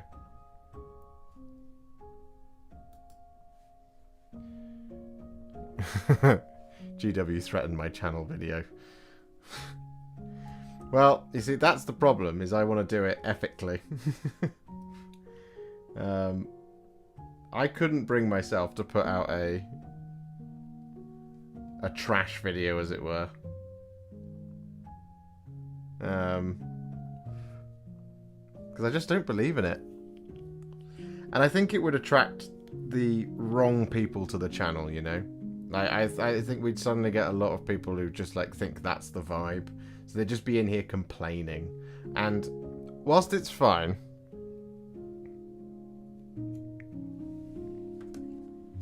for people to complain, it's not what I'm about. Like, I know everybody has their issues with things that Games Workshop does and doesn't do and wish that they would do. But I'm just not about kind of giving those people a space to do that. And there's already plenty of spaces for that. And I think what is so beautiful about our little community... Go eat. Oh, thank you, Mr. Noob, so much. Thank you. Thank you so much. I will. I shall eat. I shall have a grand feast tomorrow now. That's very, very kind of you. What was I saying? Yeah, no, I think one of the fantastic things about this community that is growing is that it's just so bleeding positive. And everybody's really cool and chill, and like, we've never had there's never been a blow up of like anger or whatever in like my Discord, for example, about something that Games Workshop did or didn't do, or this, that, and the other, which has been amazing. Which is why I'm just like, the style of content that I make attracts the people that are just like me, which is all of you guys. And, you know, I love you guys.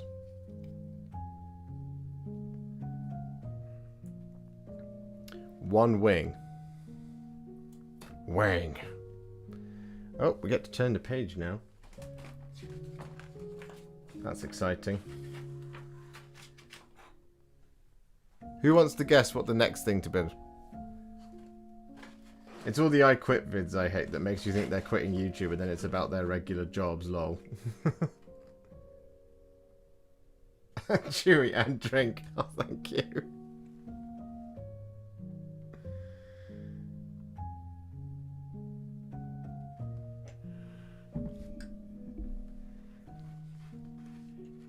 Clickbait, if that's a word. That is a word, and that is what they are. I love it when they slag off Warhammer and the next video is them talking about the next army they're collecting. Yeah, it's all just for that. But like, it's all consequential, isn't it? You know? So like, if you put a video out saying I'm gonna quit from Warhammer, or Games Workshop's the worst, you attract a bunch of people who also think it's the worst. And then it means that when you go and do a live stream such as this one, those people then come onto your live stream and expect you to be raging about it. And I can't be like that. Because I'll just be like, nah, it's cool. And then I'm a hypocrite and I don't like it.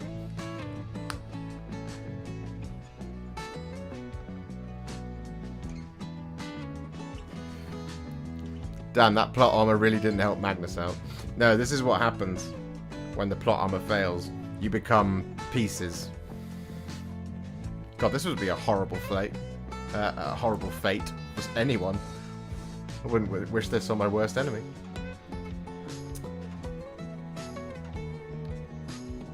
YouTube is awash with it. Yeah, it is.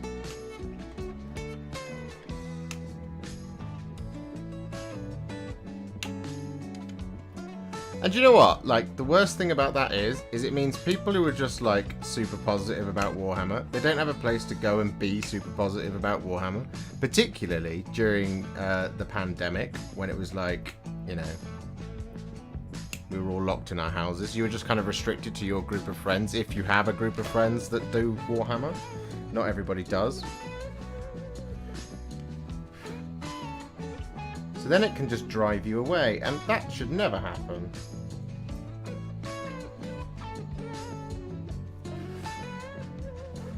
I know a couple of friends of mine who just like are like, man, everyone needs to chill out. Or like they just got tired of, you know, it always seeming like everything's awful. So they're just like, no, I'm out, I quit.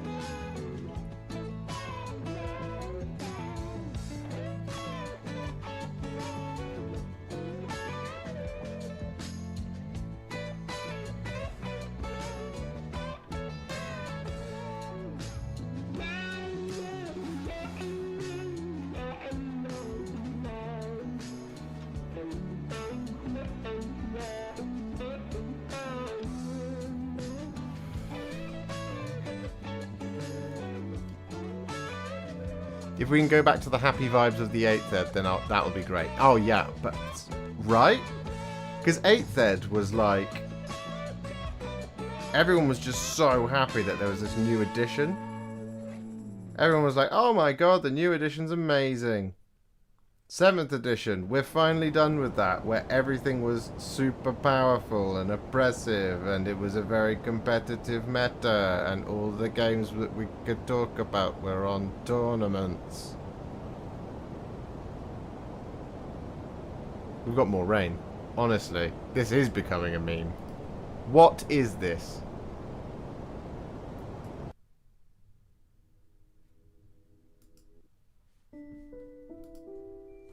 It's so funny.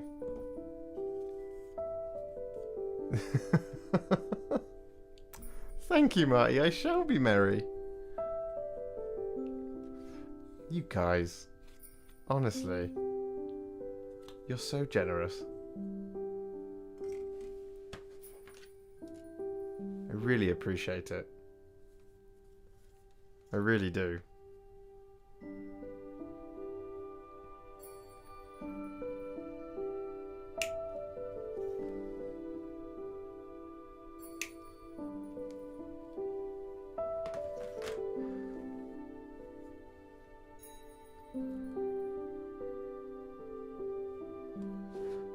The thing to remember, though, guys, a lot of the people who are very negative about Warhammer, they're actually not really Warhammerists anymore. Like, a bunch of them are like, if you really get down into it, they'll be like, I haven't bought a model in 20 years. And it's like, well, why are you here then? Like, what's the problem? So people who complain about Age of Sigmar because they love the old world, right? All those people, they're not actually people who play Age of Sigmar. They're just people who love the old world and refuse to give Age of Sigmar a go, or refuse to even consider that it might be a decent game now, and they just complain. But those same people, now that the old world is coming back, when it comes back, they're gonna go, ugh, this is rubbish, it's not like it used to be, bring back 8th Ed and End Times. Because it's not going to be the hyper-competitive... it's not going to be the hyper-competitive single battalion of, you know, High Elves or whatever that just wrecks face. It's going to be more closer to, I think, 6th or 7th edition Fantasy Battles, where it was a little bit more balanced. Which is very, very exciting. Warhammer Fantasy was a mess, and I'm not sorry about saying it. No, it was. It was a complete mess. And it was also not popular. Like, Warhammer 40,000 outsold it by a lot. Like, a lot. Like, why would you continue to sell it when no one's playing it? And the problem with Warhammer Fantasy is that the game had gone on for too long. And they didn't release models quick enough, and they couldn't really. It reached the boundary. It had reached the limits that it could possibly reach there weren't new factions that it could just uncover over and over again. Not really. It had basically reached its end. And so the game was going to stagnate, and it had already stagnated it when it happened. And so those factions that, you know, it needed to end so that the game could live. You know, it needed to be a phoenix.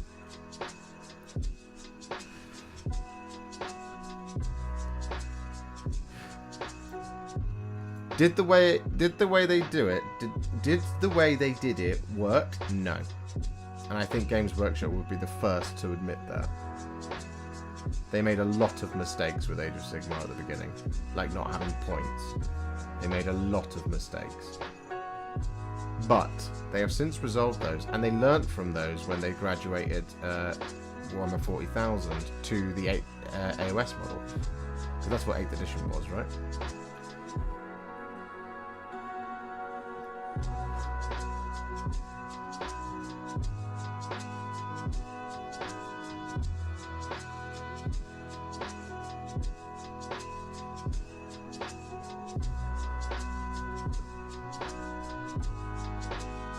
With the Christmas season coming up, the vital question is mulled wine or mulled cider? I'm not really a big fan of either, but if I have to choose one, mulled cider. If people who are vocal about Warhammer either were kicked out of their group, ex-competitive players, or people who can't do Warhammer due to X, Y, and Z reason. Well, yeah, exactly. A lot of them are like, oh, I used to be, I had this high elf army that was really good in end times, and now my army's no longer ridiculous competitive, therefore I can't just smash everybody I know, and everyone thinks I'm toxic because all I do is complain about that. Rather than change or, you know, get into the hobby or, you know, try and understand it or whatever, they just sit, they're still sat in that point, which is just like, okay, well, enjoy that. But yeah, they haven't bought any models since Age of Sigmar came out. They're just sat still complaining about the same thing. Which means they never were really into it in the first place, but they're just ruining it for everyone else. I saw so much hate about AOS, but now I got the Dominion box and looked at some of the lore, it's actually pretty cool. Yeah, exactly. AOS seems way less janky to me. It is, much less. People in the forums that complain about AOS never played AOS, but even worse, they never played Fantasy before. Probably. Bring back Warhammer role-playing if you like to read. Good idea. Old World is just going to be the Horus Heresy of Age of Sigmar. I completely agree, and I think that's exactly where it should be. I loved Warhammer Fantasy Battles 4th Ed. I think it was 4th Ed that I maybe played a game or two of. I played Empire and had a huge army, but I don't think I ever really understood it. Well, if you've still got that huge Empire army, it'll be valid very, very soon. Going to have to call it for tonight. Stay positive and awesome, everyone. Cheers, Josh. We'll catch you in the next one. Have a good one all. Thank you so much for hanging out, Ross. I'll see you next time. I'd like them to bring back Inquisitor. That'd be cool. Blood Bowl. Yeah, that's a great game. I was too young to get it, but the models were dope. There's plenty of games out there that already like fantasy. That's why I like AOS. It's different. You have armies like Caradron. It's high fantasy. That's what it should be. Mulled Coke Zero for Josh. I think to resolve the whole issue with 40k, they need to make TTS canon, release another Primarch, make boxes made to order, and bring squats back. People seem to forget that the aim is to have fun, right? Yeah, they do. Fun in this economy? Have the original Archaon model unbuilt in the box. That's amazing. That's a real relic. There's a holiday drink where you heat up Dr. Powder and melt hot cinnamon candies. I thought I said candles for a minute there. I was like, ooh, waxy. Then I realised I was wrong.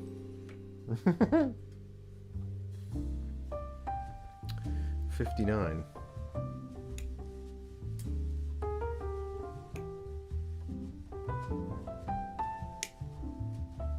You could do amaretto. Yeah, you could do amaretto.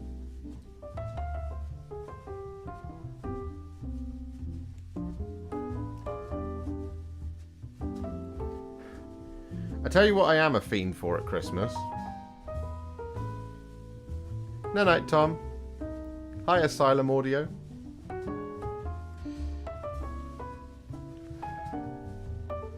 I tell you what I am a Christmas fan of. Mince pies. Oh lordy. I don't think Alice understands quite how many mince pies we're going to eat this year. I've been hankering for them the past week because they've been in the shops everywhere for the past month, and I've been desperate to buy them, but I can't do it. Not until it is time. Not until Christmas is finally here. Where does that go? It goes there. That's where it goes. Amaretto, splash of Coke, and a cherry brandy is alcoholic Dr. Pepper. Oh, very nice.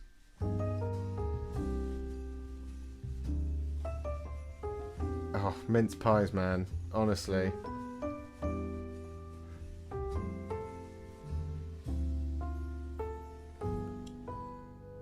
There was one year where I went I went absolutely bonkers. Like I think I was buying a box of mince pies and a different flavored mince pies as well every time because I was like, I'm going to try them all. But I think I was buying one every other day.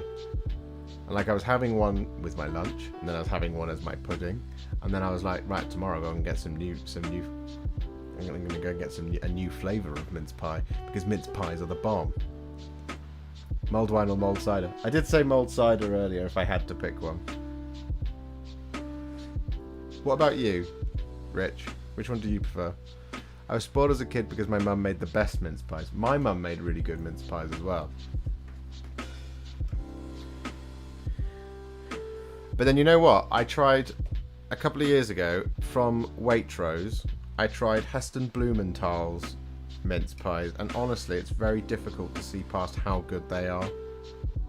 Thoroughly recommend if you're ever able to get to a Waitrose, try Heston Blumenthal's. And I think the lemon ones are the best. The chocolate ones are pretty good. The lemon ones are really good. But yeah, check out Heston Blumenthal's mince pies because they are absolutely fantastic.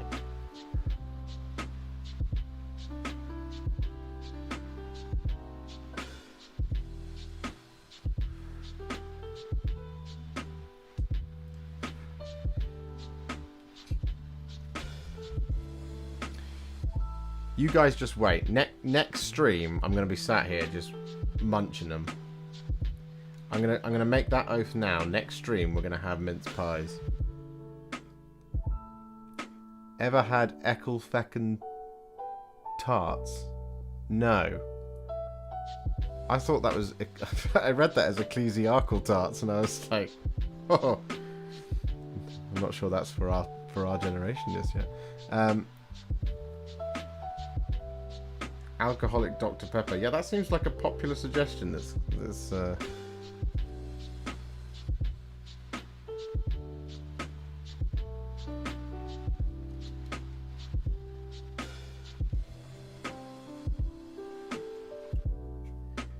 See, it's even at Christmas. I'll have like roasted nuts and stuff, roasted chestnuts and all that kind of thing. And I don't normally like them, but I just get so Christmassy. I'm just like, I probably should, right?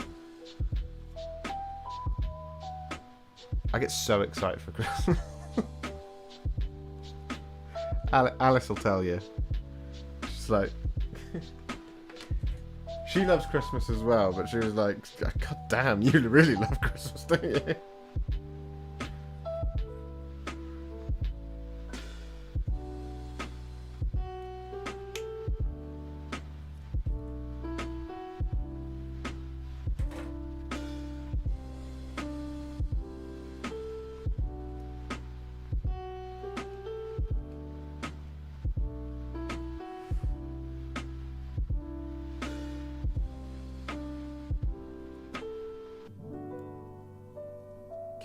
Here we go. We're nearly done with another wing.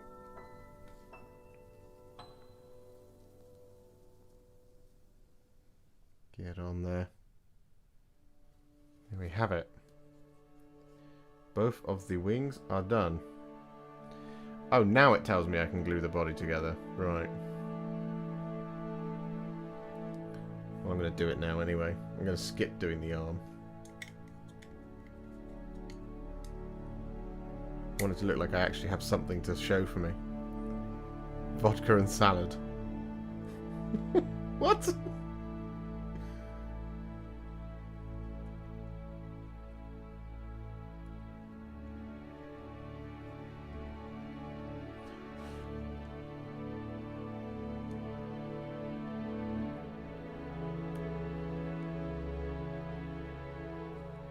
leg goes on here.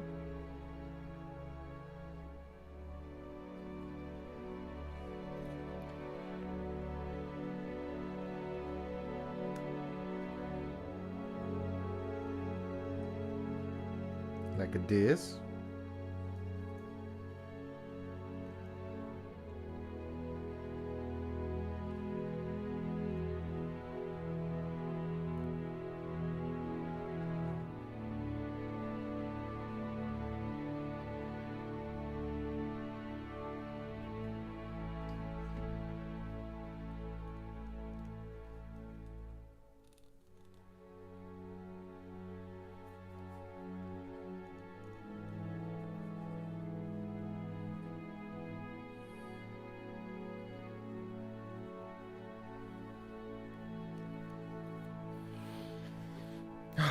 Right, I'll do the flipping.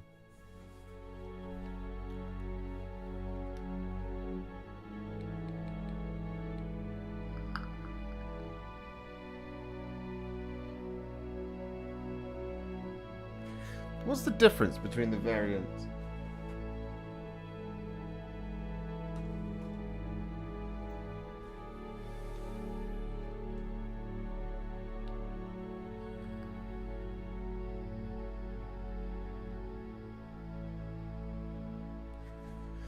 Is one a sword? Is that what I'm seeing?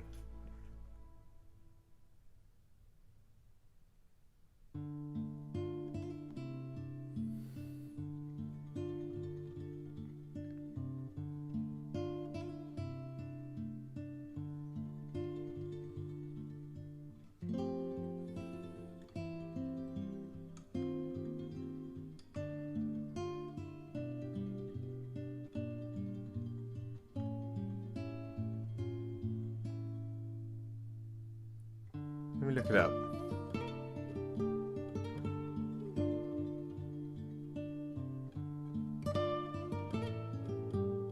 Thousand Suns.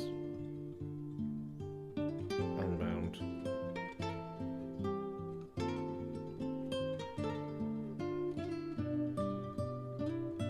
Magnus.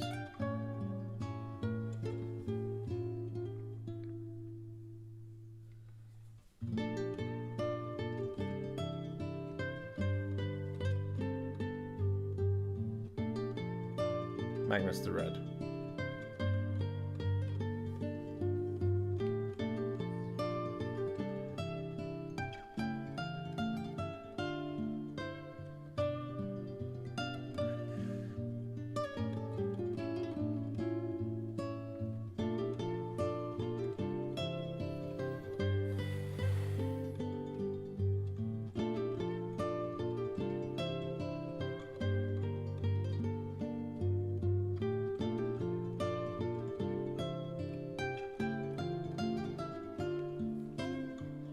I want to see what he looks like. I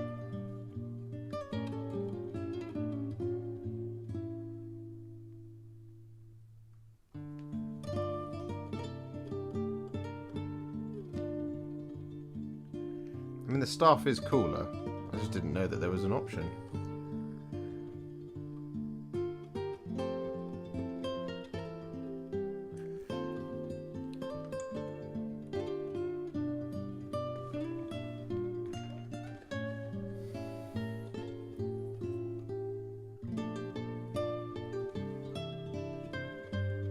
I mean, look at how big that thing is.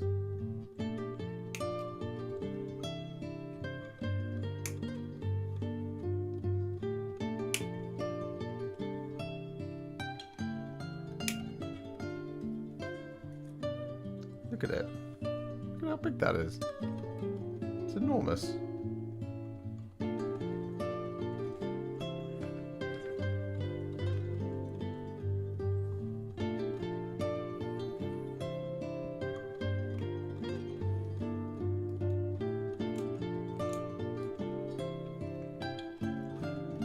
I mean, I didn't even know he had variants of faces.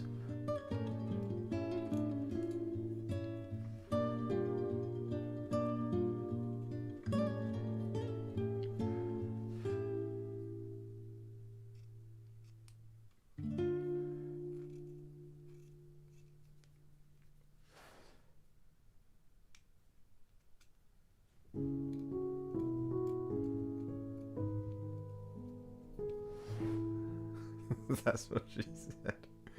Anyone else get easily persuaded to buy more minis when watching tutorials on how to paint things you don't own?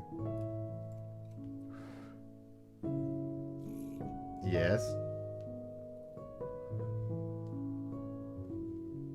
Though to be fair, I do just look at the catalogue. I look at what goes on pre-order and I'm like, oh, people are going to want to see a video on that, for sure. So if anything, I'm my own worst enemy.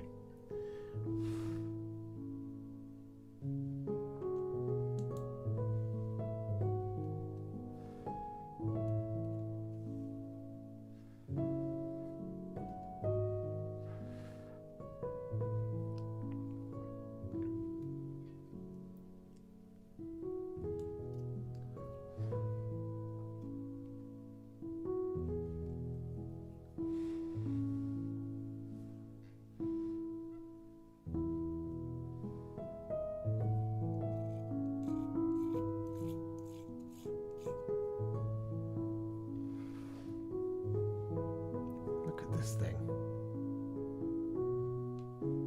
So cool. I'm a big fan. 28 and 27.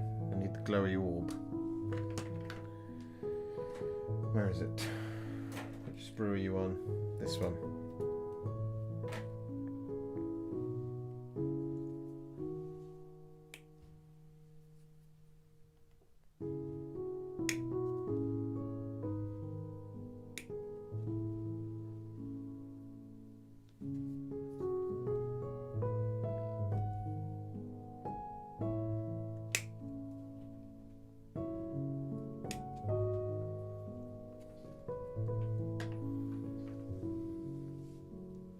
Is it the never-lying Primarch? It is the never-lying Primarch.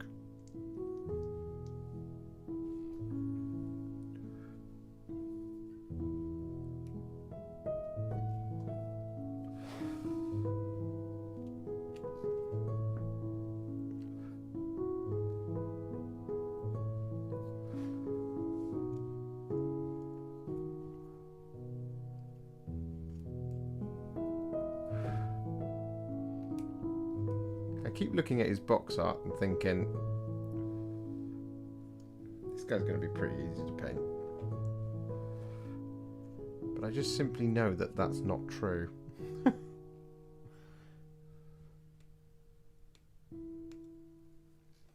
We'll find out though. Got some ideas for his skin.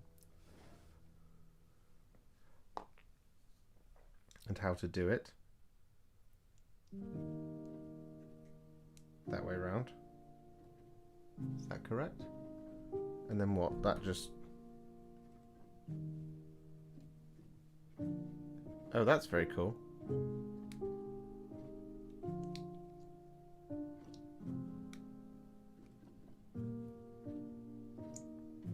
That's very elegant.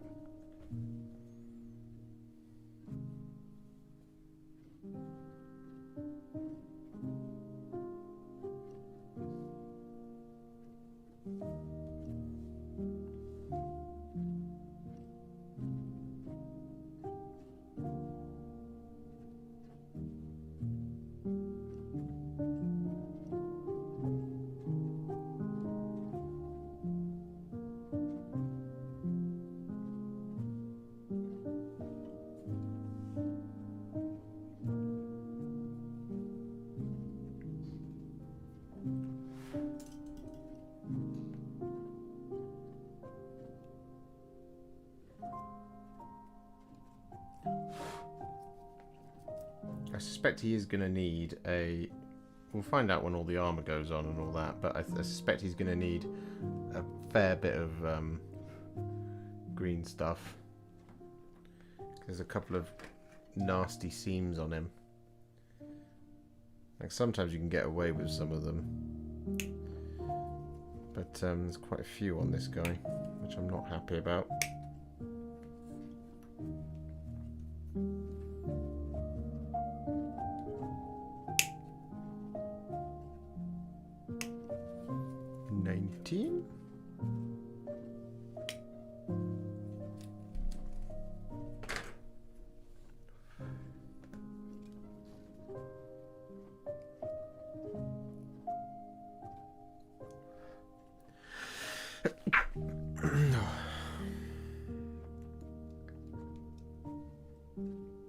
me.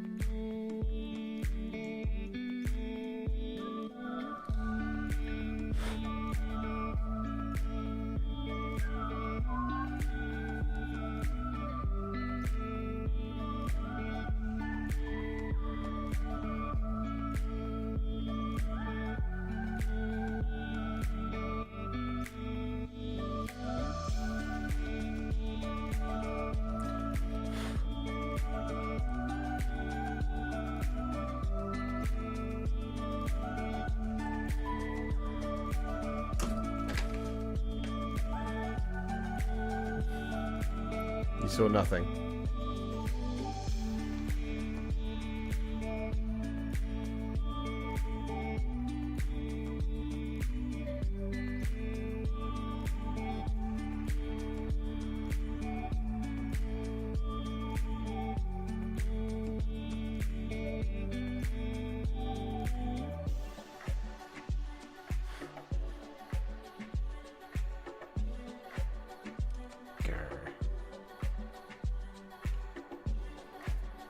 Oh, get to turn the page again.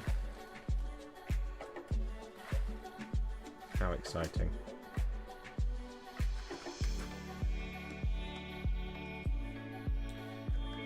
Alright, where's my other sprue gone? There it is.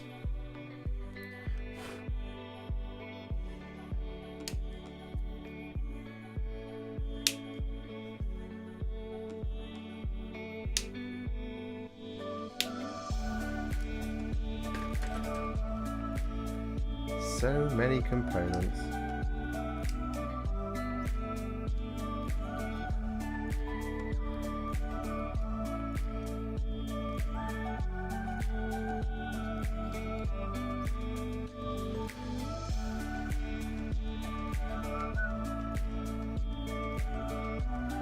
Next song is the rain song.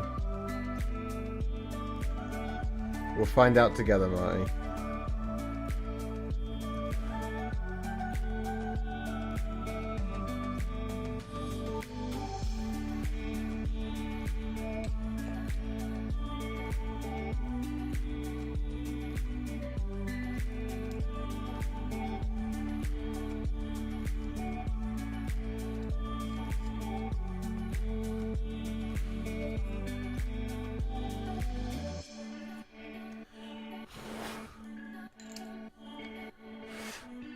I have a feeling you're going to be right, though. I'm going to get more calming rain. Oh, ridiculous.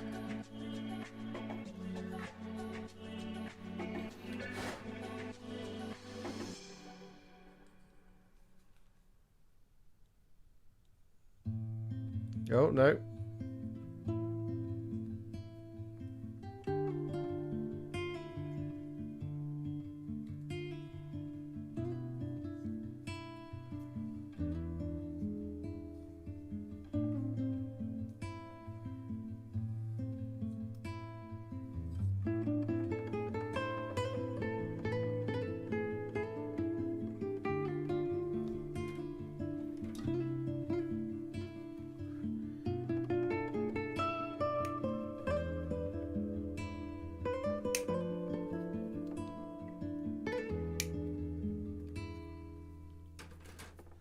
Bit 48. Component 4009.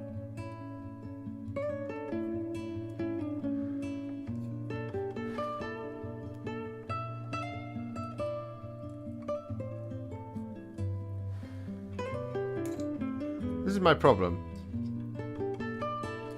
We need to organize a Warhipster Hobby Overflow Seller Swapathon. Rain song is a banger.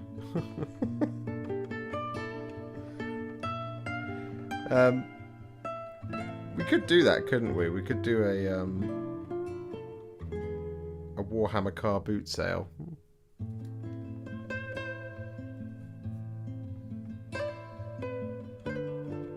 Should I figure out a way of doing a doing an auction?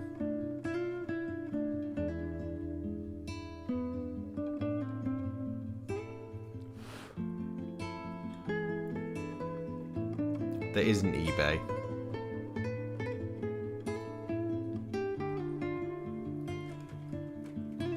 $48.49. Component 8 million.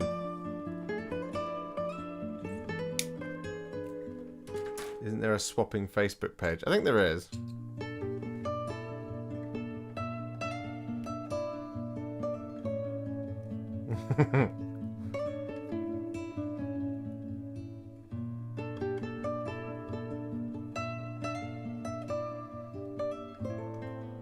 Anyone saw the new Wheel of Time series or the Black Lotus Blade Runner one? I want to start one of them, don't know which.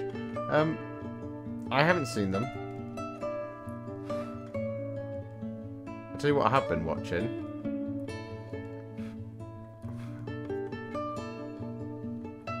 We've been watching, well, we've watched the first 2 episodes of Hawkeye. I've been watching Clarkson's Farm.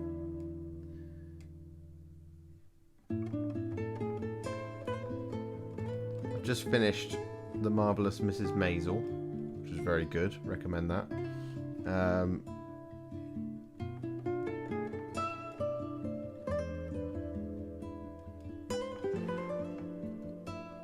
I might give The Wheel of Time a go. I just keep hearing people tell me it's bad.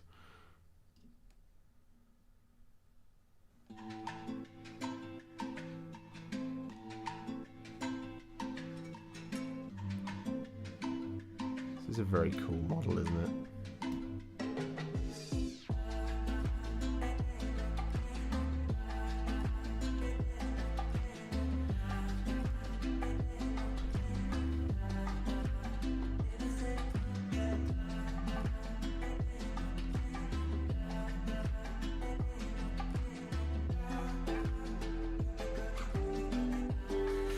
Oh yeah, I did start watching Arcane.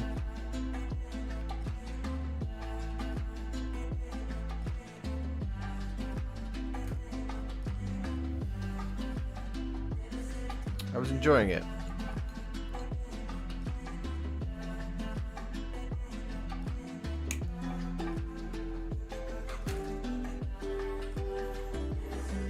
I started watching it when I was basing all my fiends for fun and fluff.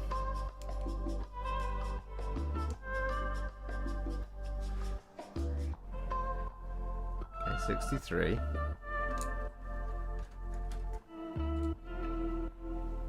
Oh, of course, all the armor isn't going to just be in single components, is it? Why would it be?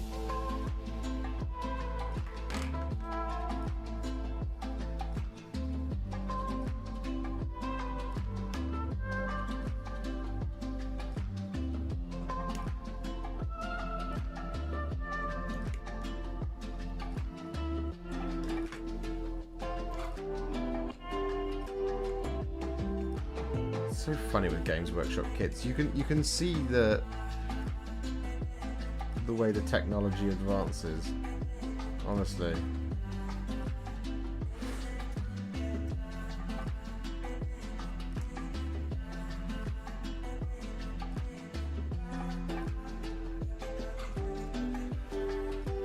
Okay. So that bit is like that, and then that bit goes in there.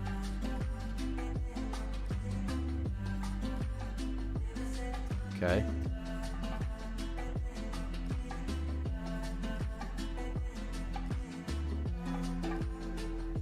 The live action Cowboy Bebop.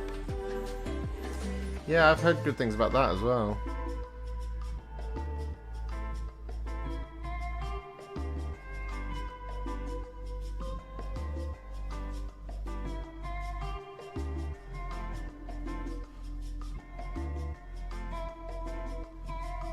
I'm heading out, everyone. Thank you for a wonderful stream as always. Make sure to look after yourself, everyone. Thank you very much for hanging out, Tabletop Ready.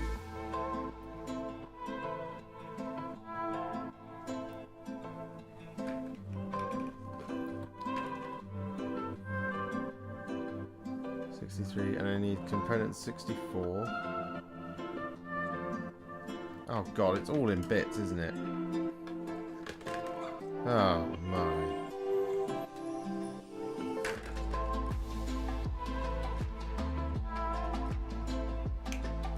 And to think Bellacor's armor plates were pretty much a single piece and then you stuck the spikes through them rather than two halves together. I thought that was one of the coolest things ever when building in.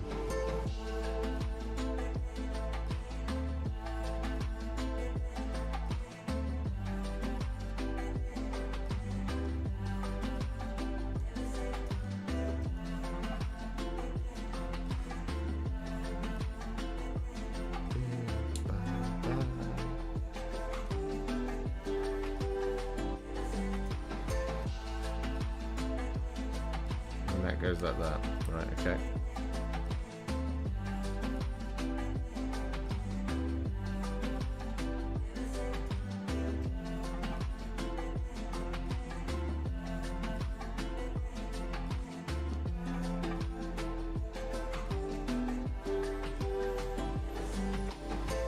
I mean, that's a hefty...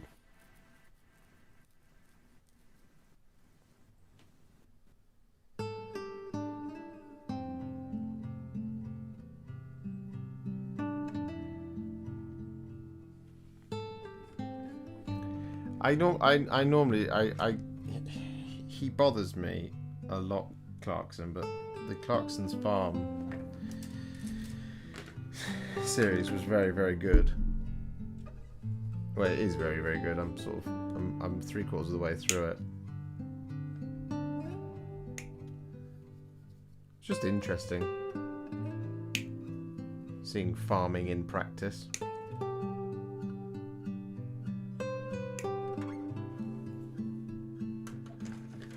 But he is a tool. Yeah.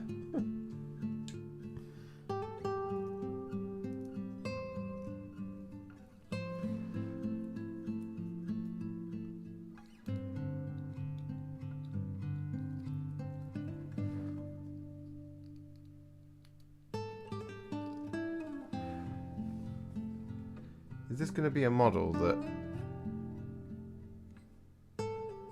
just all... I hope this is a model that just comes together very suddenly. It is that way round.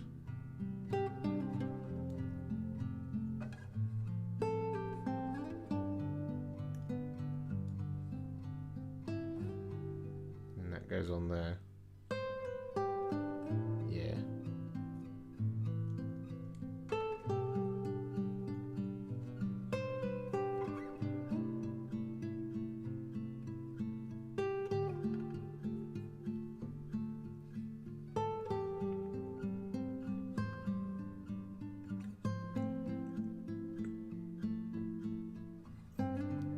My plan is to buy and paint Balin's tomb and try to lure some of my friends into Warhammer. Oh, the new board game. Yeah, it looks really cool. I'm surprised no one's ever made a decent D&D series or film. I mean, they could just do the Dragonlance companion story and it would be awesome. I feel kind of bad as an American playing two armies that are red, blue and white with Crimson Fist and Highlights. It always feels kind of phoned in, but I love them as a colour scheme. Nah, I don't feel bad about that.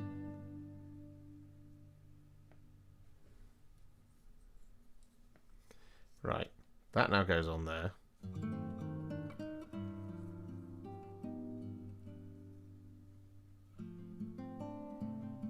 It's chonky chest plate, isn't it?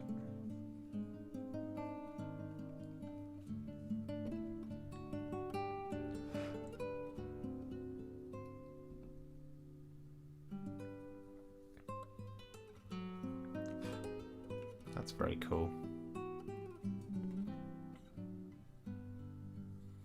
Oh, it's time for the horns and his belt.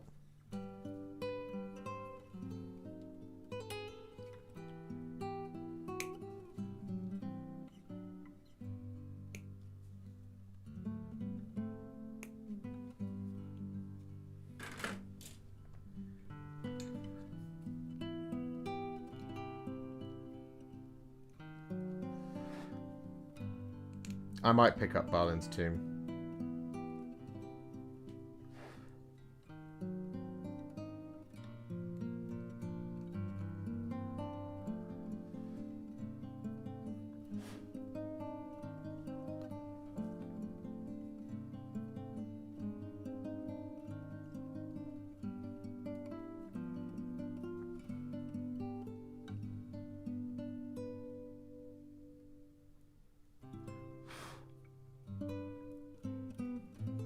I think it'd be a cool little video series, don't you?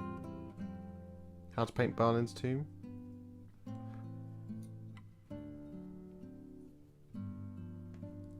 There's a Critical Role show coming out soon, so I guess that's kind of a DVD series. But yeah, the official D&D shows and movies are kind of garbage.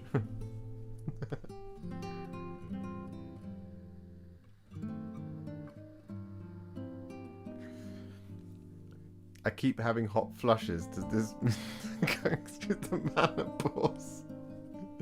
Yes, it would indicate that, my friend.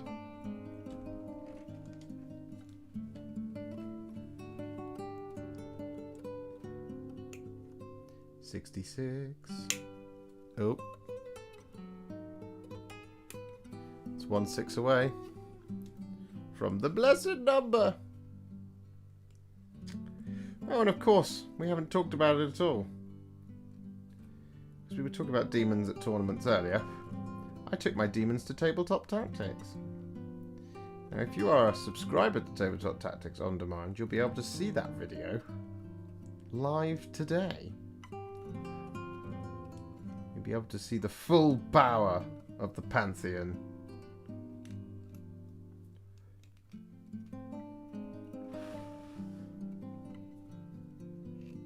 All acting together as one. Under Bellacor's leadership.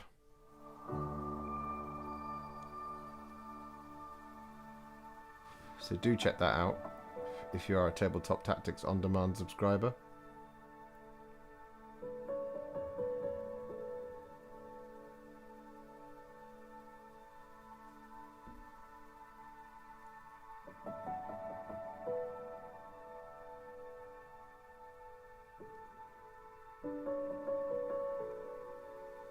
Buying Balin's tomb now, you said that, Josh.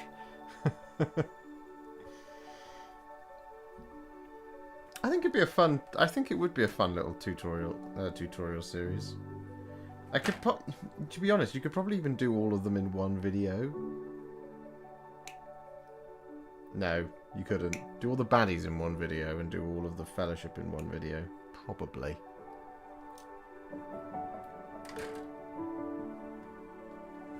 Or really drag it out and have a cave troll.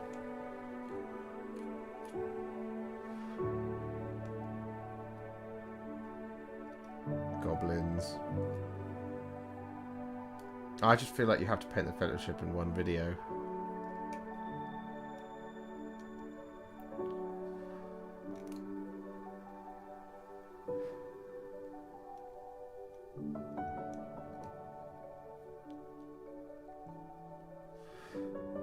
How to paint Balin's tomb, the Fellowship.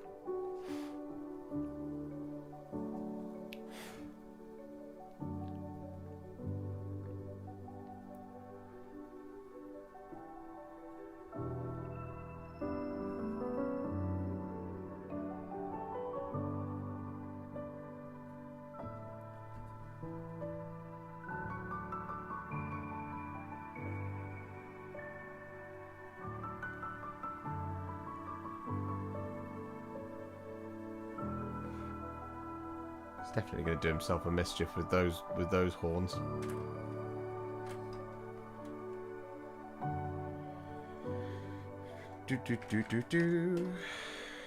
Right, we're nearly there, guys. I think. Nearly there.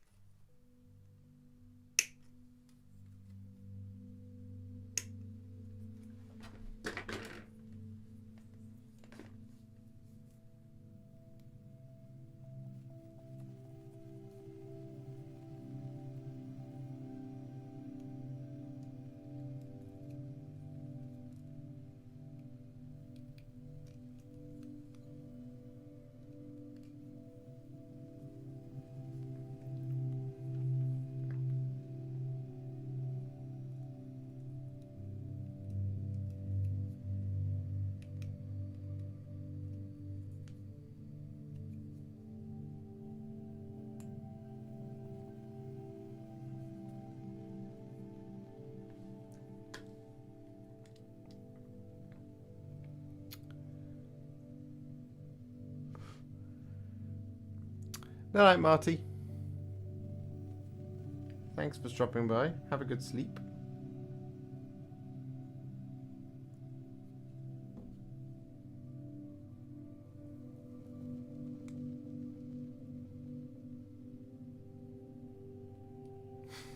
Still working for GW, aren't you? I promise you I'm not. I promise you.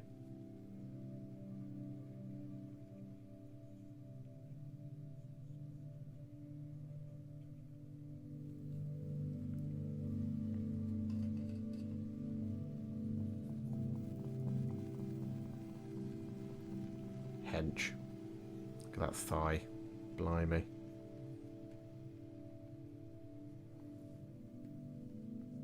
He's a big old boy.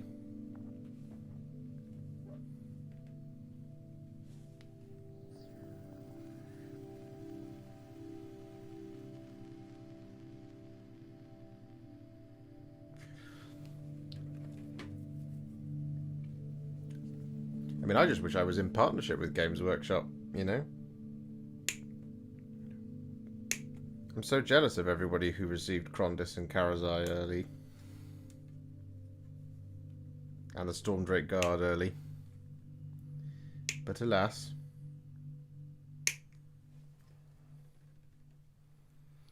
It is not meant to be just yet.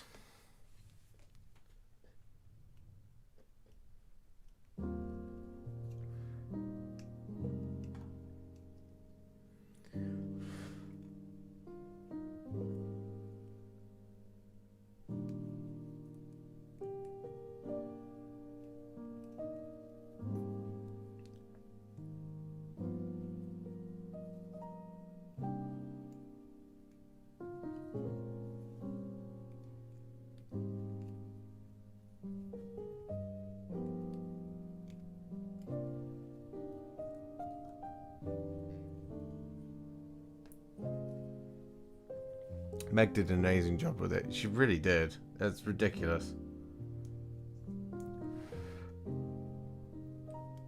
What was it like working in a GW store? It was fun, for the most part.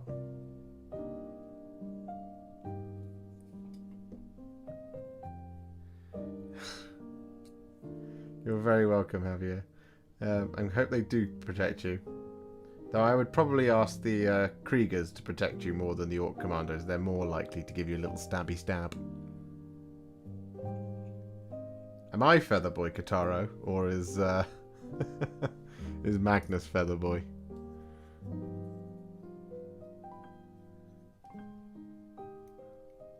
Also, that was once a television show, I believe. Featherboy. Starring Jojen Reed.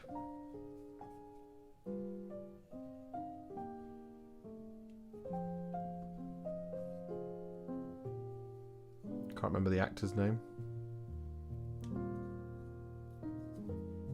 I'm Beard Boy. Beard Boy.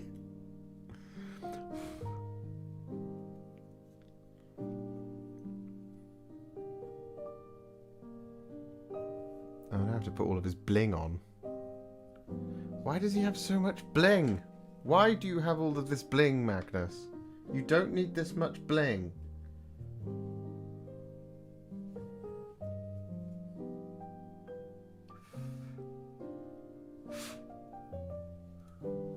Beard boy.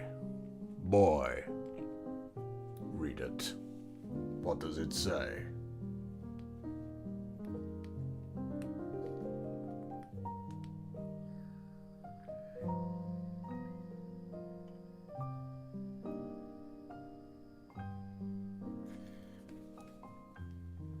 Don't shout at Magnus, he did nothing wrong.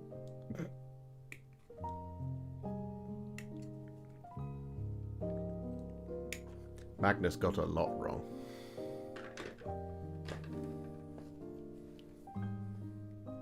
He meddled with powers he shouldn't.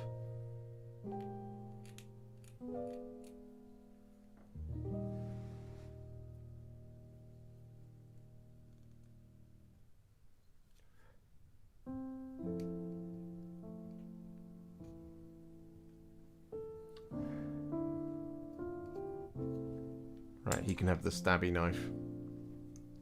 Because it's cool. Where does it go? Apparently there.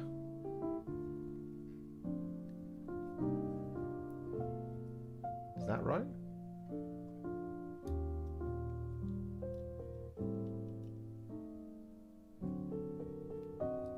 No, it goes that way around. Ha.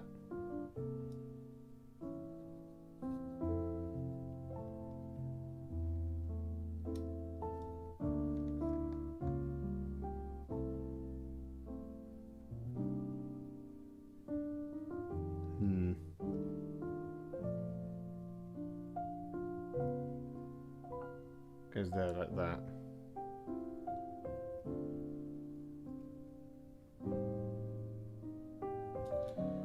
No, hang on. Hang on, just 1 minute. Let's do the other stuff first.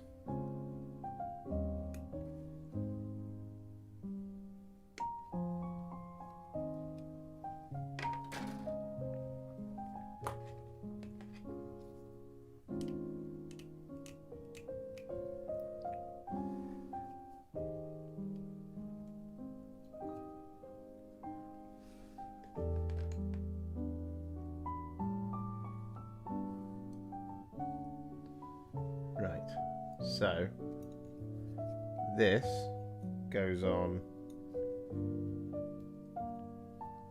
there,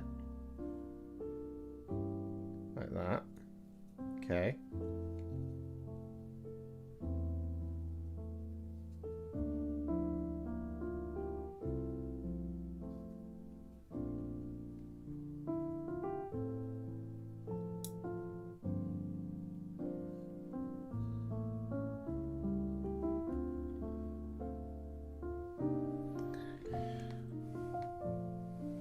And then the knife goes next to it.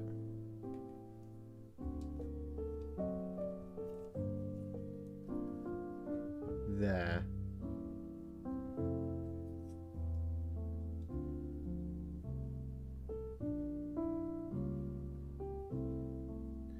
Yes.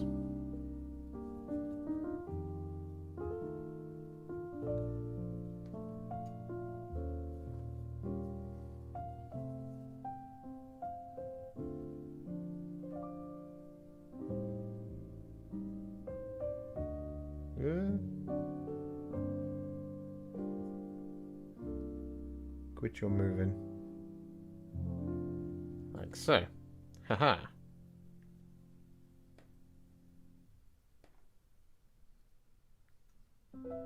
That'll do. And then it's a book. Of course it's a book. Why Dreadnought looks so hard to attach to the chassis? I want to scream.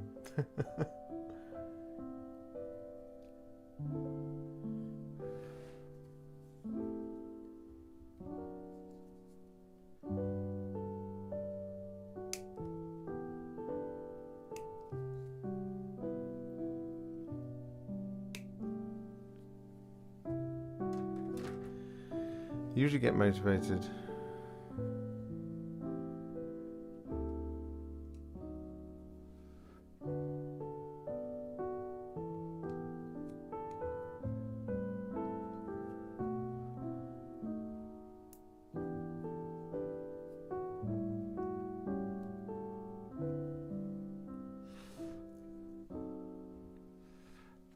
Magnus knows what he did.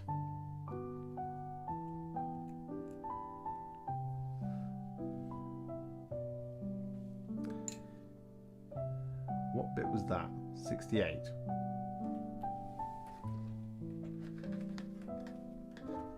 Oh, I've used up an entire sprue, isn't that exciting? And there's just spare heads on that one, so that one's done as well. 60. Oh, it must have been 69, because this is 68 right here. Whee!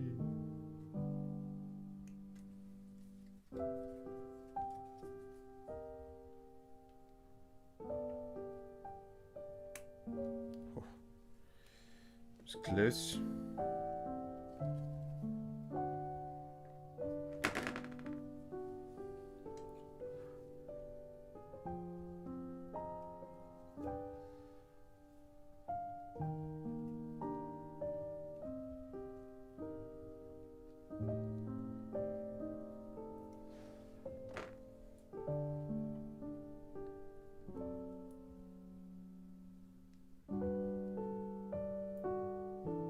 Gosh, that's a thin old book.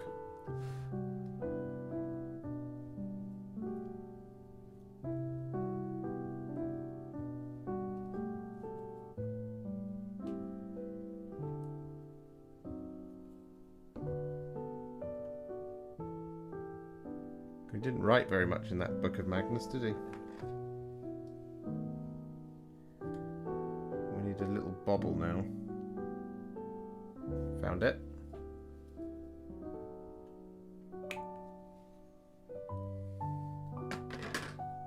Oh no, Araman's carrying that, not Magnus.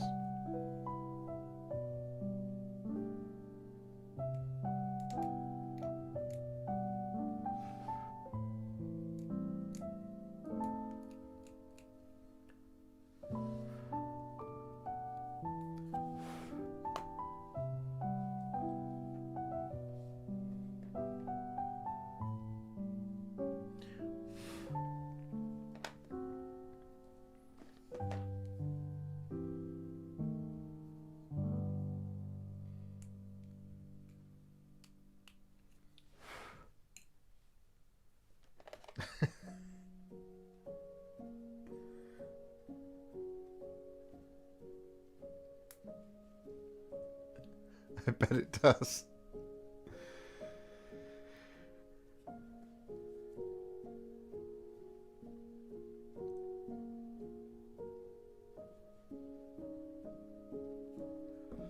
What's the next big project after the demons? Dragons. Thousands of them.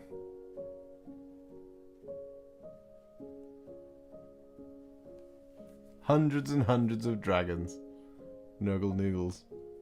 Oh, I don't know if I'd ever want to eat Nurgle noodles.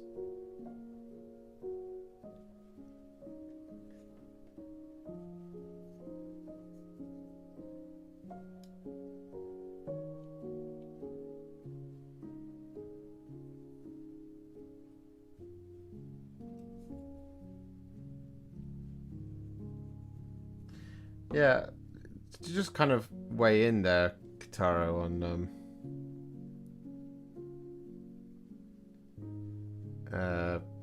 motivation. It is very hard sometimes when it disappears, and I think rather than trying to force yourself through, the right thing to do is to just take a breather, step back, and not kind of just kind of go outside for a bit, if you know what I mean. Just leave the hobby alone if you're really struggling, because painting is obviously a time sink, and if you don't have the motivation and you are kind of like me in a way, that, like, you know, you might be painting something that you just don't like. If you don't like painting and you don't, and then that can then make the model that you're painting not something that you don't like painting, and then it just becomes this whole, it feels like you have to do it, and then it just kind of it all starts to kind of coalesce into this horrible soup of not enjoying it. And at that point, if you do that too much, you end up in this situation where you kind of just don't want to do it ever again, which would be the saddest thing. So kind of taking that step back helps you avoid that happening, at least for a little while. And then just easing yourself back in. Maybe it's through reading a book or listening to an audio book, or even just like looking at pictures on Instagram or whatever, something like that.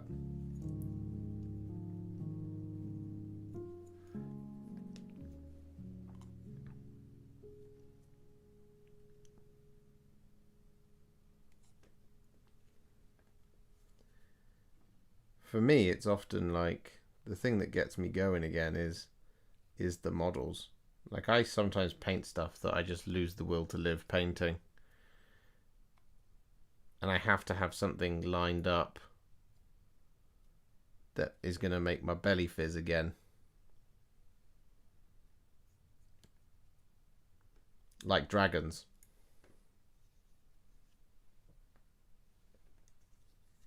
I'm so excited for dragons.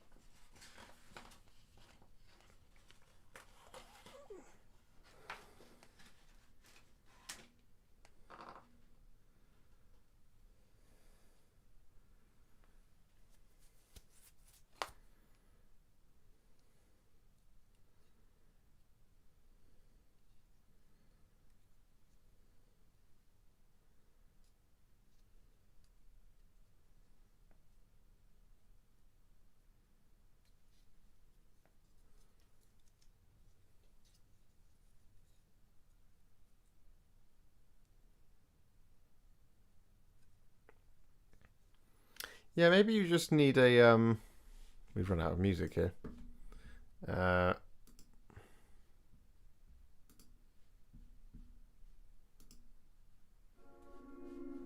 Maybe you need a project that's kind of like a smaller elite project, so that if you get like worn out painting the Horde, you can just do that instead for a little bit.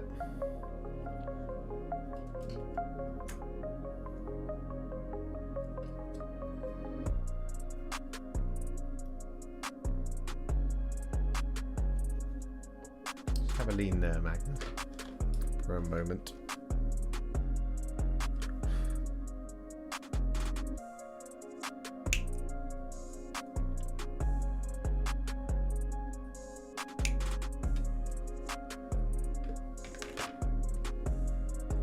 Yeah, Curse City. That would be a good one to do.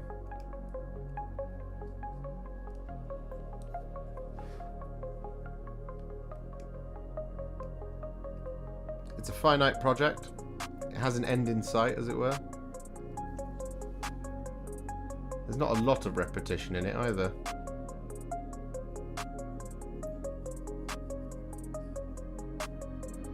And of course, my good guides. Thank you.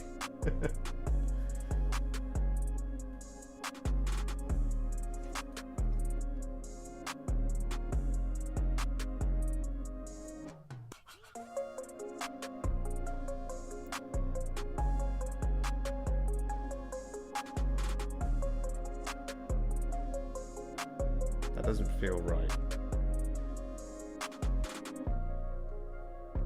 That does.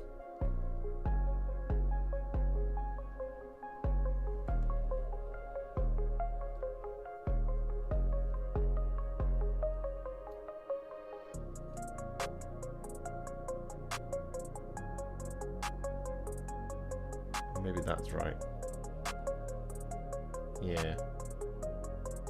Yeah, that's not going anywhere. That's correct.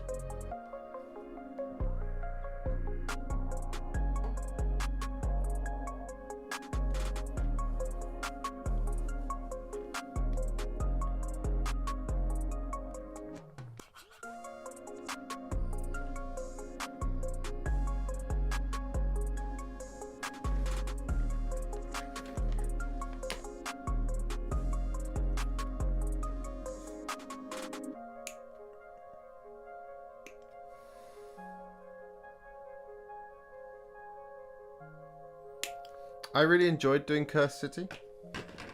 It's a shame that it's nowhere to be found. That whole thing was very silly from Games Workshop. I really hope they bring it back. Or at least decide to print a few more copies of it, because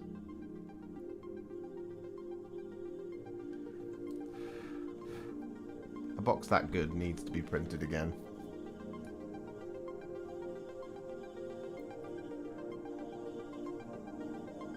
Oop, wrong way around. Nearly there.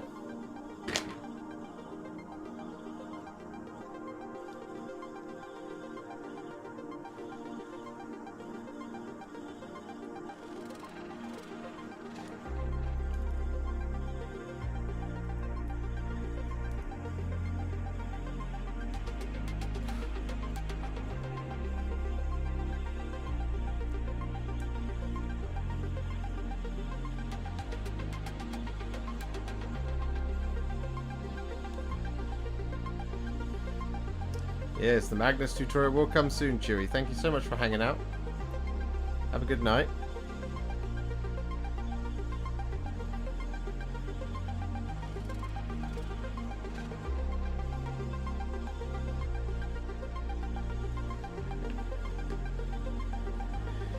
$76. Is that the right piece? Yes.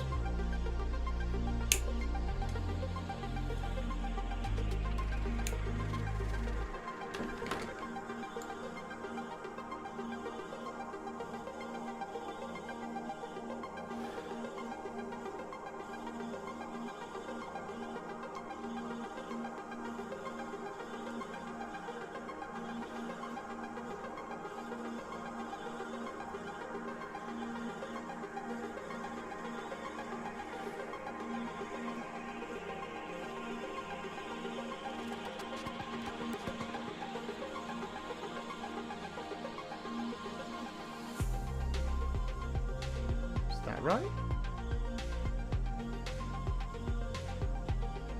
Must be. Looks weird. There you go.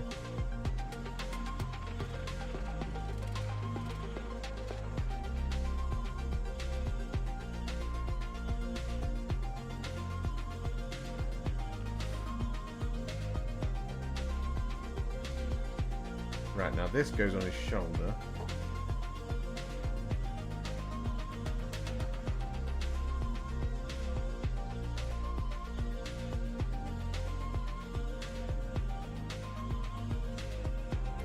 Like that, apparently.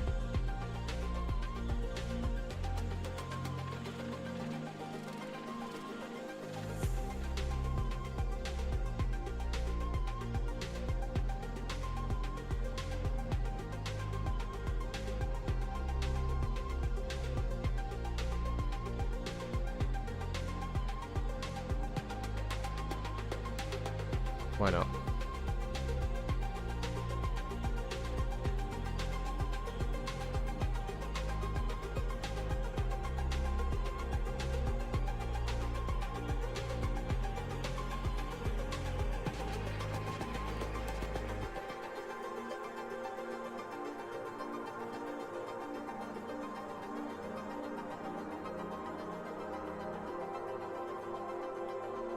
He's a bit cool as a model, isn't he?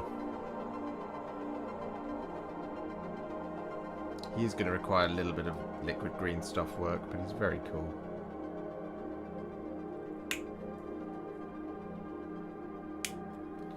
Speaking of dreadnoughts, I didn't realise this, but he's standing on a bit of dreadnought.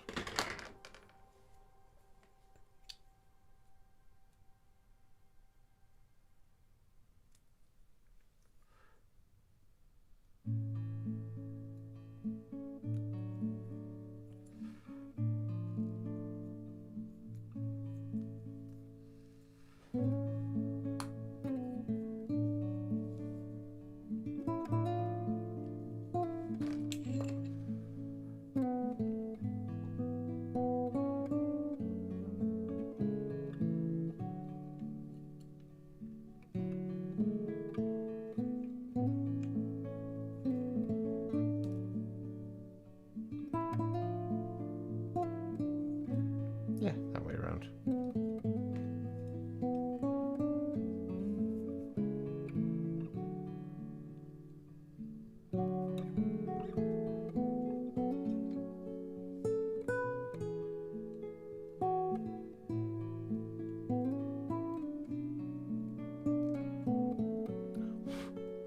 So now he should stand up on his own 2 feet.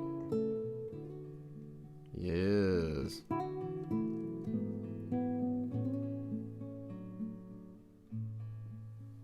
Very cool. Wicked cool.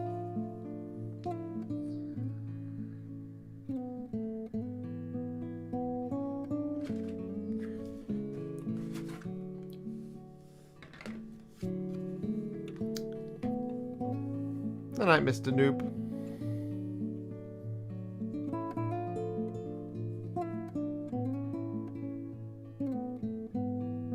Thank you very much for being here, as always.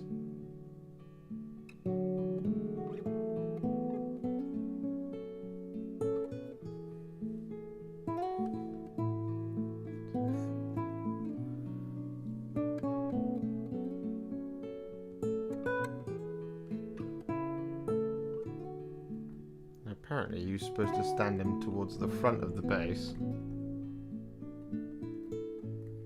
I suppose that sort of makes sense. Because the wings are going to jut right out, right?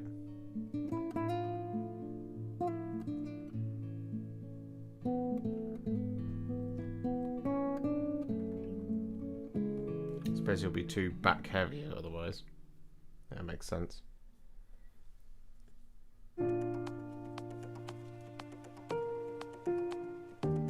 Then his head goes on.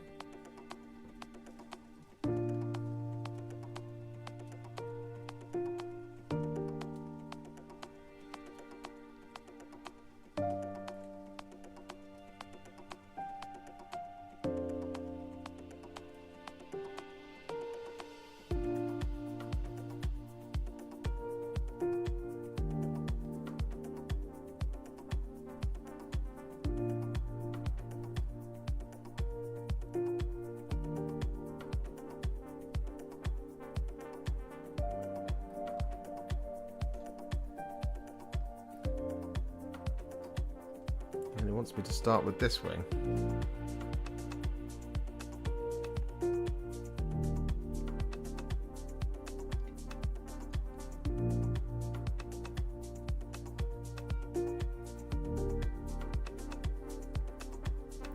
Right, let's see if this goes together as well as the Lord of Change wings did.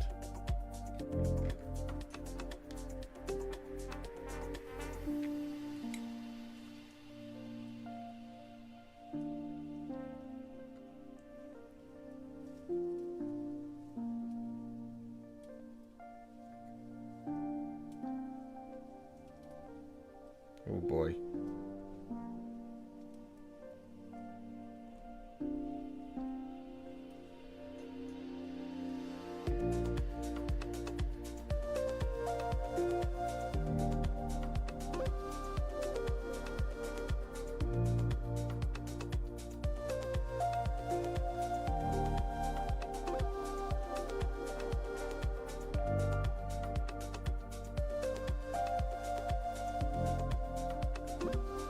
Sure there's nothing I'm missing. Nope.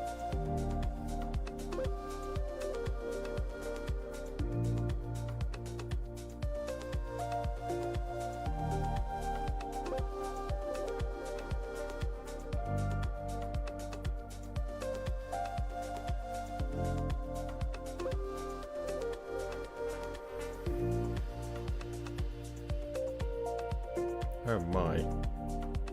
What a mighty bit of kit.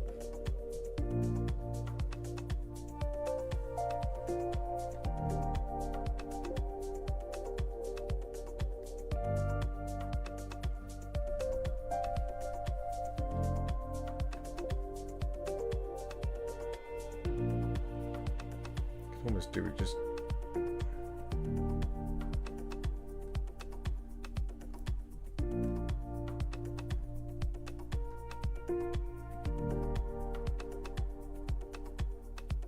doing that.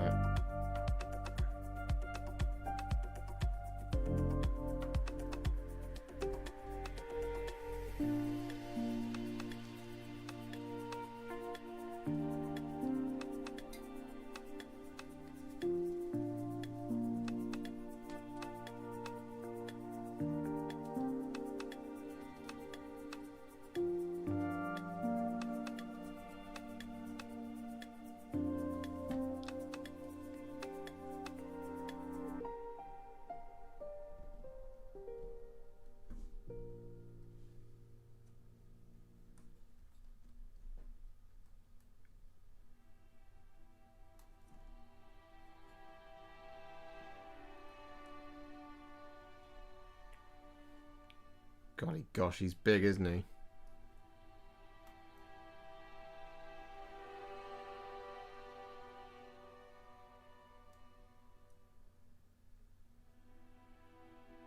He's very big.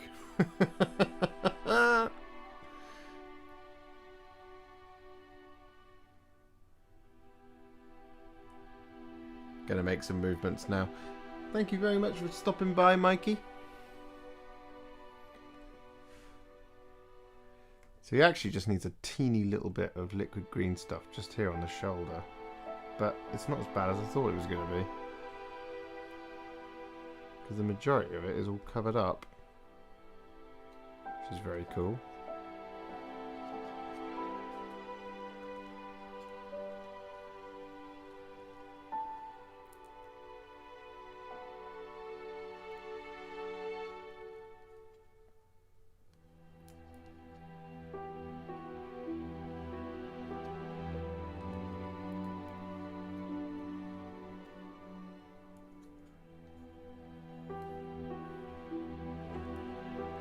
I do worry that my life now is going to be spent just sitting here holding Magnus.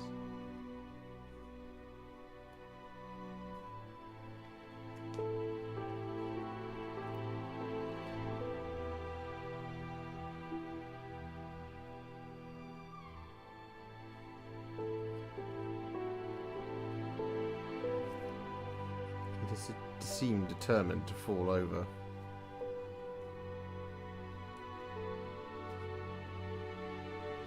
There you go.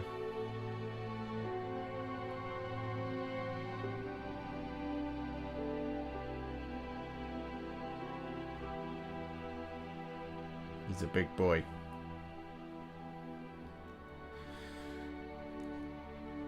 Actually, do you know what? He's so big that...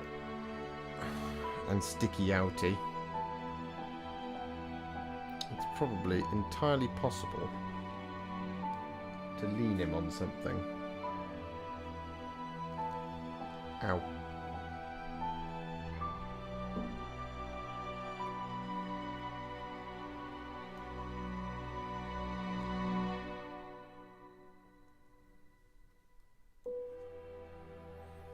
Whew. Well, there you go. That took a little longer than expected, but it's done.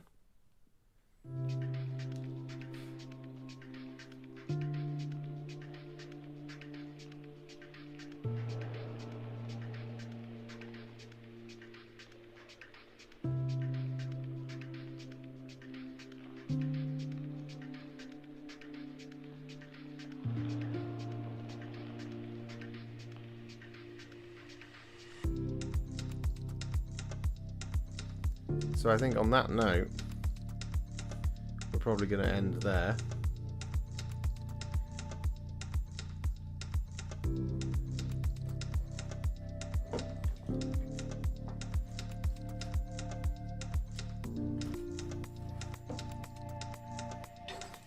There you go. Down you go, Mr. Red.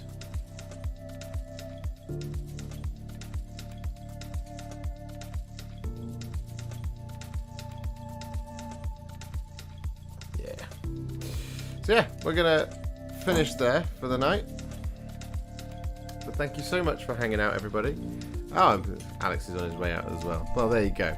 So, time to perfection. Thank you for watching. We'll be back next week with more, I'm sure. Maybe we'll paint something next week. That would be nice, wouldn't it? And yeah, make sure to look out for the Black Templars tutorials coming very soon. And yeah, good night, everybody. Thank you so much for all the super chats. Thank you so much for all of the chatting. Lovely as always. I love you all. You're the best. Best community out there. Best community in the world. And yeah, have a great week, everybody. I will see you all very, very soon in the next one. Happy wargaming, gang.